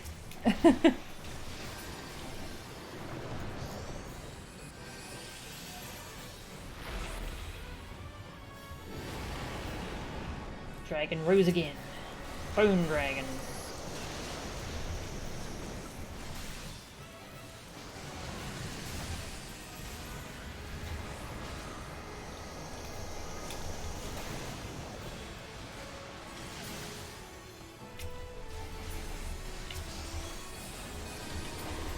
Oh.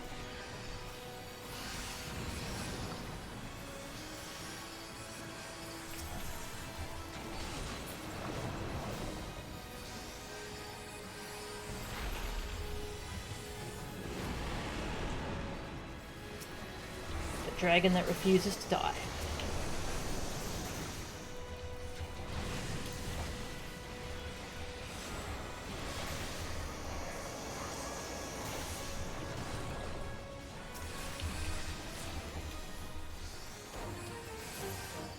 Okay. I think that's dead.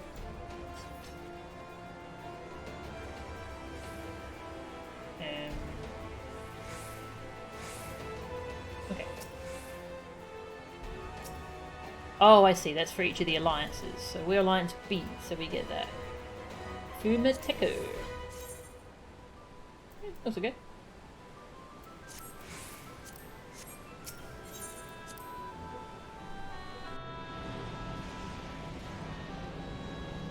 A lot of great moments, and it's quite charming, but probably a bit too long. DQ 11? Okay.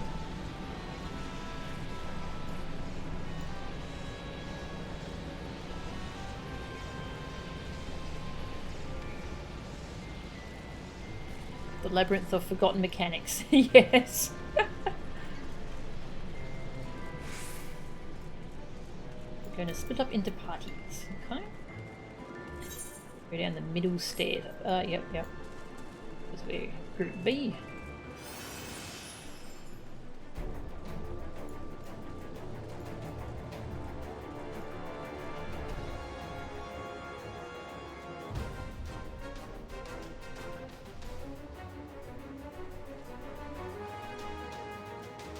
Range, stand on pad.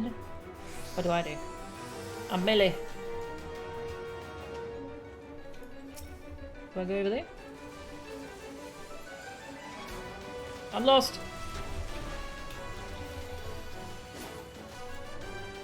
Standing on this dude.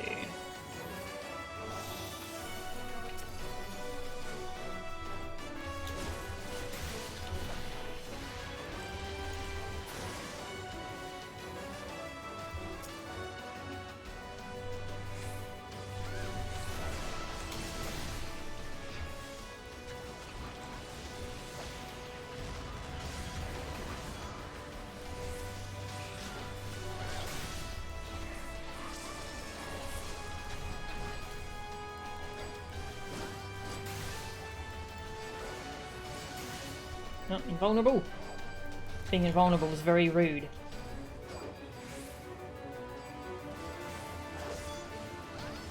A was not standing on their pad, apparently.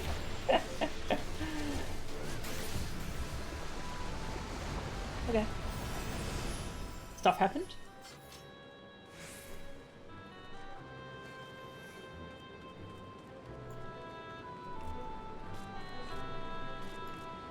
Hit the Atomus. Okay, cool.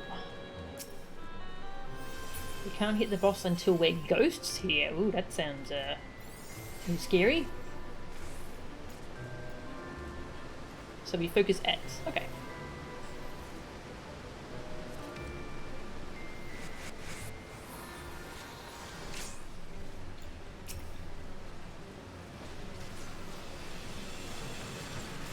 If you turn invisible, just hit the boss. Okay. Ah!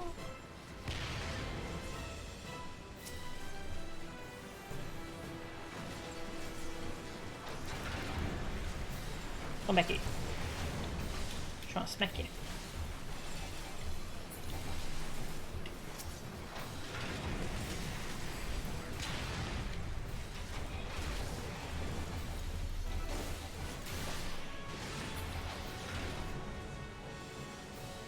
Magic pot.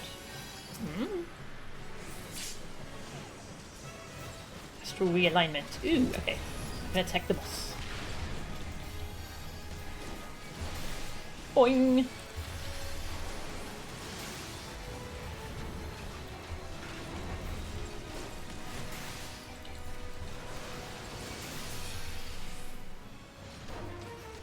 Look at that! Onion tassets.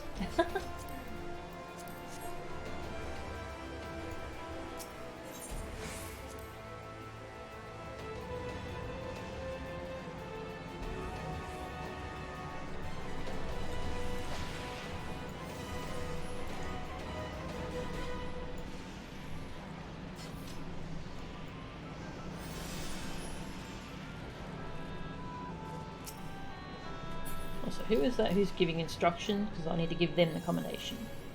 E-Spirit. Alright, E-Spirit gets our combination. For being helpful.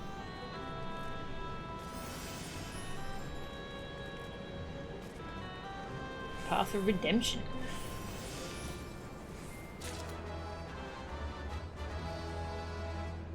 Focus the Vasigo at the back. Is where B, okay?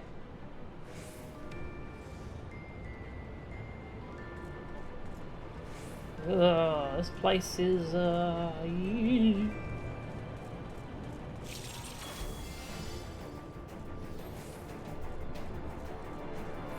see, okay.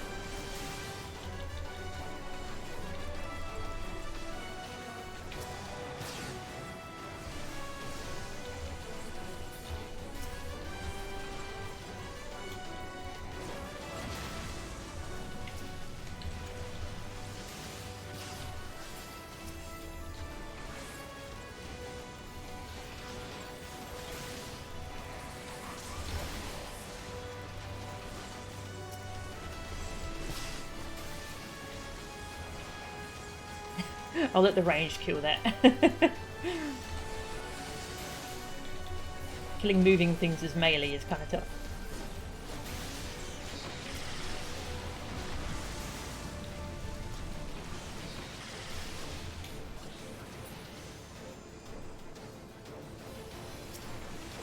Now we kill a bomb, I guess?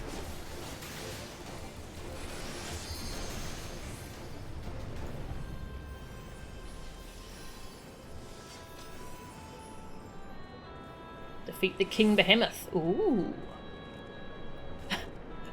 You can use the splash emote in the lava here. Definitely gonna have to do that. Not. The green marker will drop a nice big rock on your head. Okay.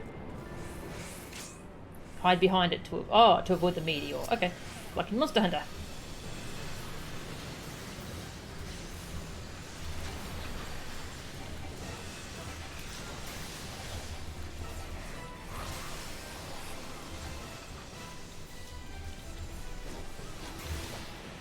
The meteor, I'm gonna be a little bit greedy. Alright, let's hide. I hide. I'm scared. Oh, that looks cool!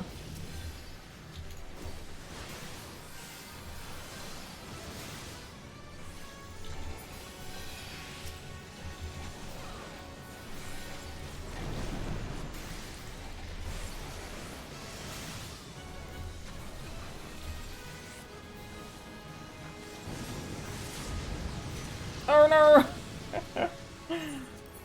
Whoops. I clicked something accidentally. Oh, never mind, the boss died. I did not click anything. Oh, we did it!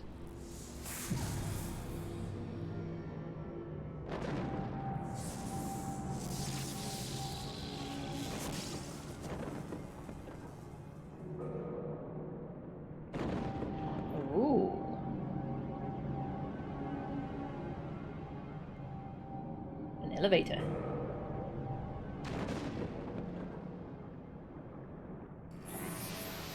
Seal over the Walk of Ascension is lifted. Oh, hi. That's a big dude.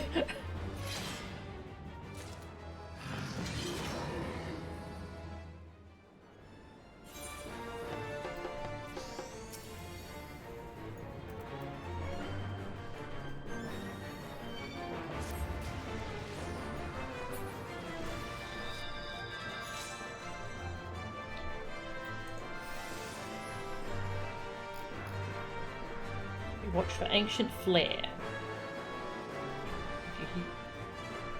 When it starts to cast, we dash back to your panel, which will be the middle south. Okay? That one. Alright.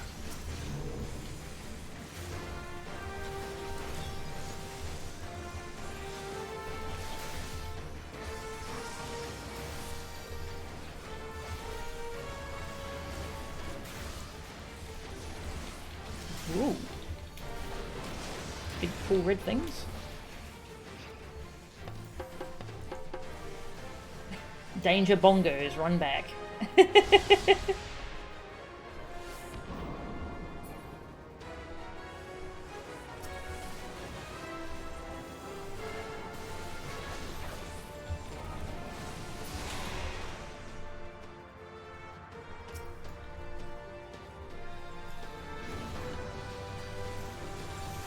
Danger bongos. I love it.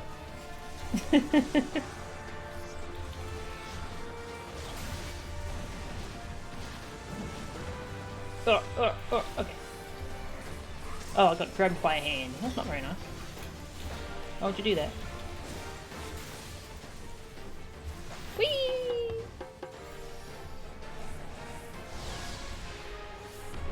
Oh no! Aww. Tank didn't make it.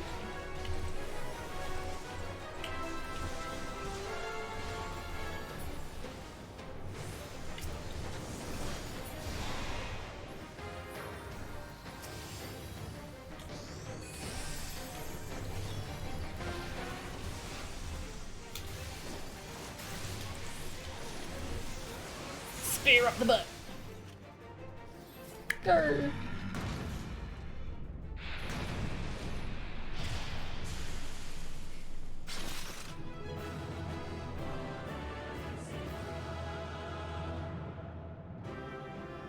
Started playing as Summoner last night. Forgotten how fun it was to play. Be interesting to see how Black Mage compares once you manage to hit 80.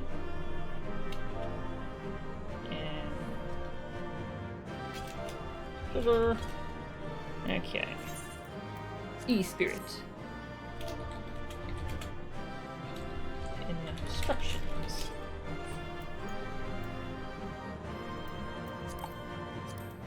Read all that. Elegant Catalyst. Crafting theorem. Music! Music! Need the music.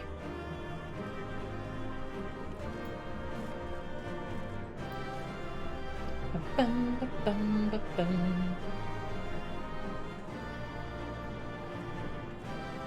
Waiting for people to finish rolling on the loop. Bum, bum, bum. Okay. Yeah, Summoner doesn't feel anything like Black Mage, which is really cool. They're very different.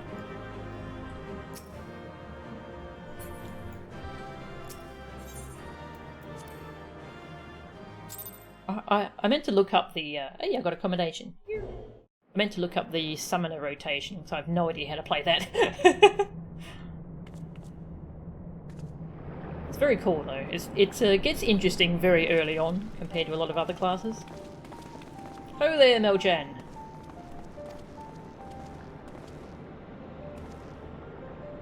Very impressive, I must say. Your name shall be writ large in the volumes that are sure to be penned on this historic expedition.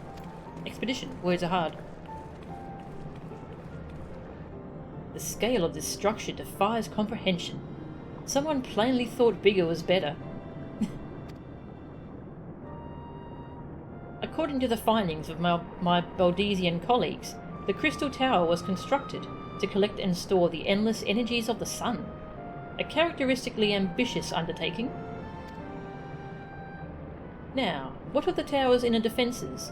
Judging by your haggard expression, clearing out the labyrinth was no small feat.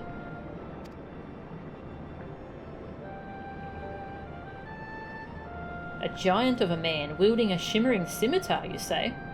Yes, that will have been Phlegethon. Not Acheron, Phlegethon. He was a hero of the Allegan Revolution. And you gleaned that from what exactly? His choice of weapon? Well, I am a historian, and I have a certain, shall we say, affinity for the lore of the Allegan Empire. It is, of course, all knowledge gleaned from musty scrolls and tomes. The ancient texts claim that the Crystal Tower is defended by the champions of Eld, resurrected and augmented through the Allegan's extraordinary technology. Chief, you need to see this!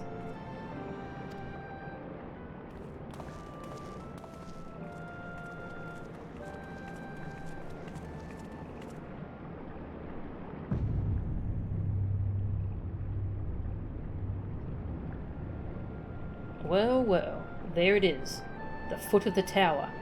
What surprises do you have in store for us, I wonder? Well, we're not even in the tower yet. I can't tell you how glad I am to have you with us on this little jaunt, old friend. Had you not beaten a path through that maze, I very much doubt we'd be standing here now. Well, we have much to discuss and digest. Let us retire to St. Koinak's Fine for the present, and there plan our next step. Lest there be any doubt, our expedition has some way to go yet.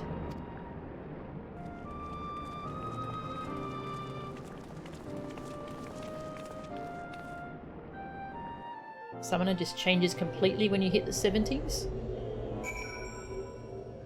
From going to a pretty involved rotation, you instead start to work towards summoning Bahamut and Phoenix ASAP.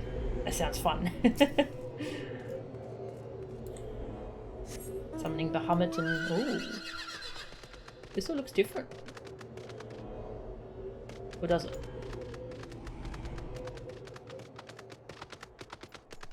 Well, it's probably just because it's night time now.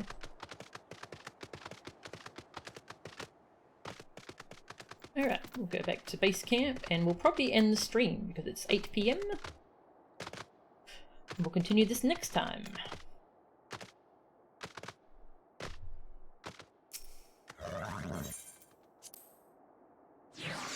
That was fun.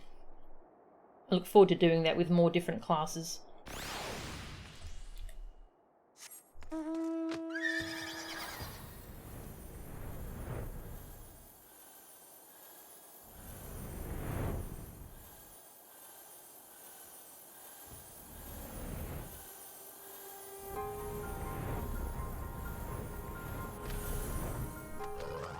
Hi, check in with everyone.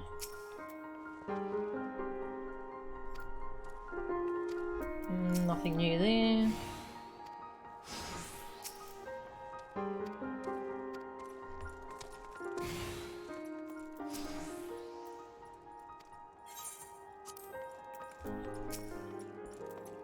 So good of you to join us, Melchan. Our meeting would be dull indeed without a full account of your experiences in the labyrinth.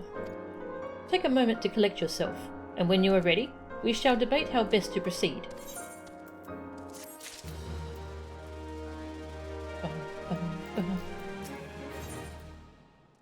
For prosperity. Okay. Let's continue this next time, I think. Yeah. How many more? Okay, so there's 2 more wings to do from the looks of it. Okay.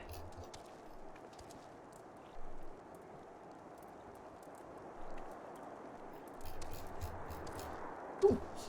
We'll finish Crystal Tower next time, most likely. And we might do some more class quests, actually, because doing the Dragoon story didn't take very long. And, well, there's a lot of good class quests in the game. And my OCD is demanding I show more of them. So we'll probably do that next time. Okay. Thank you all very much for watching. I shall see who is streaming. I can send you all to.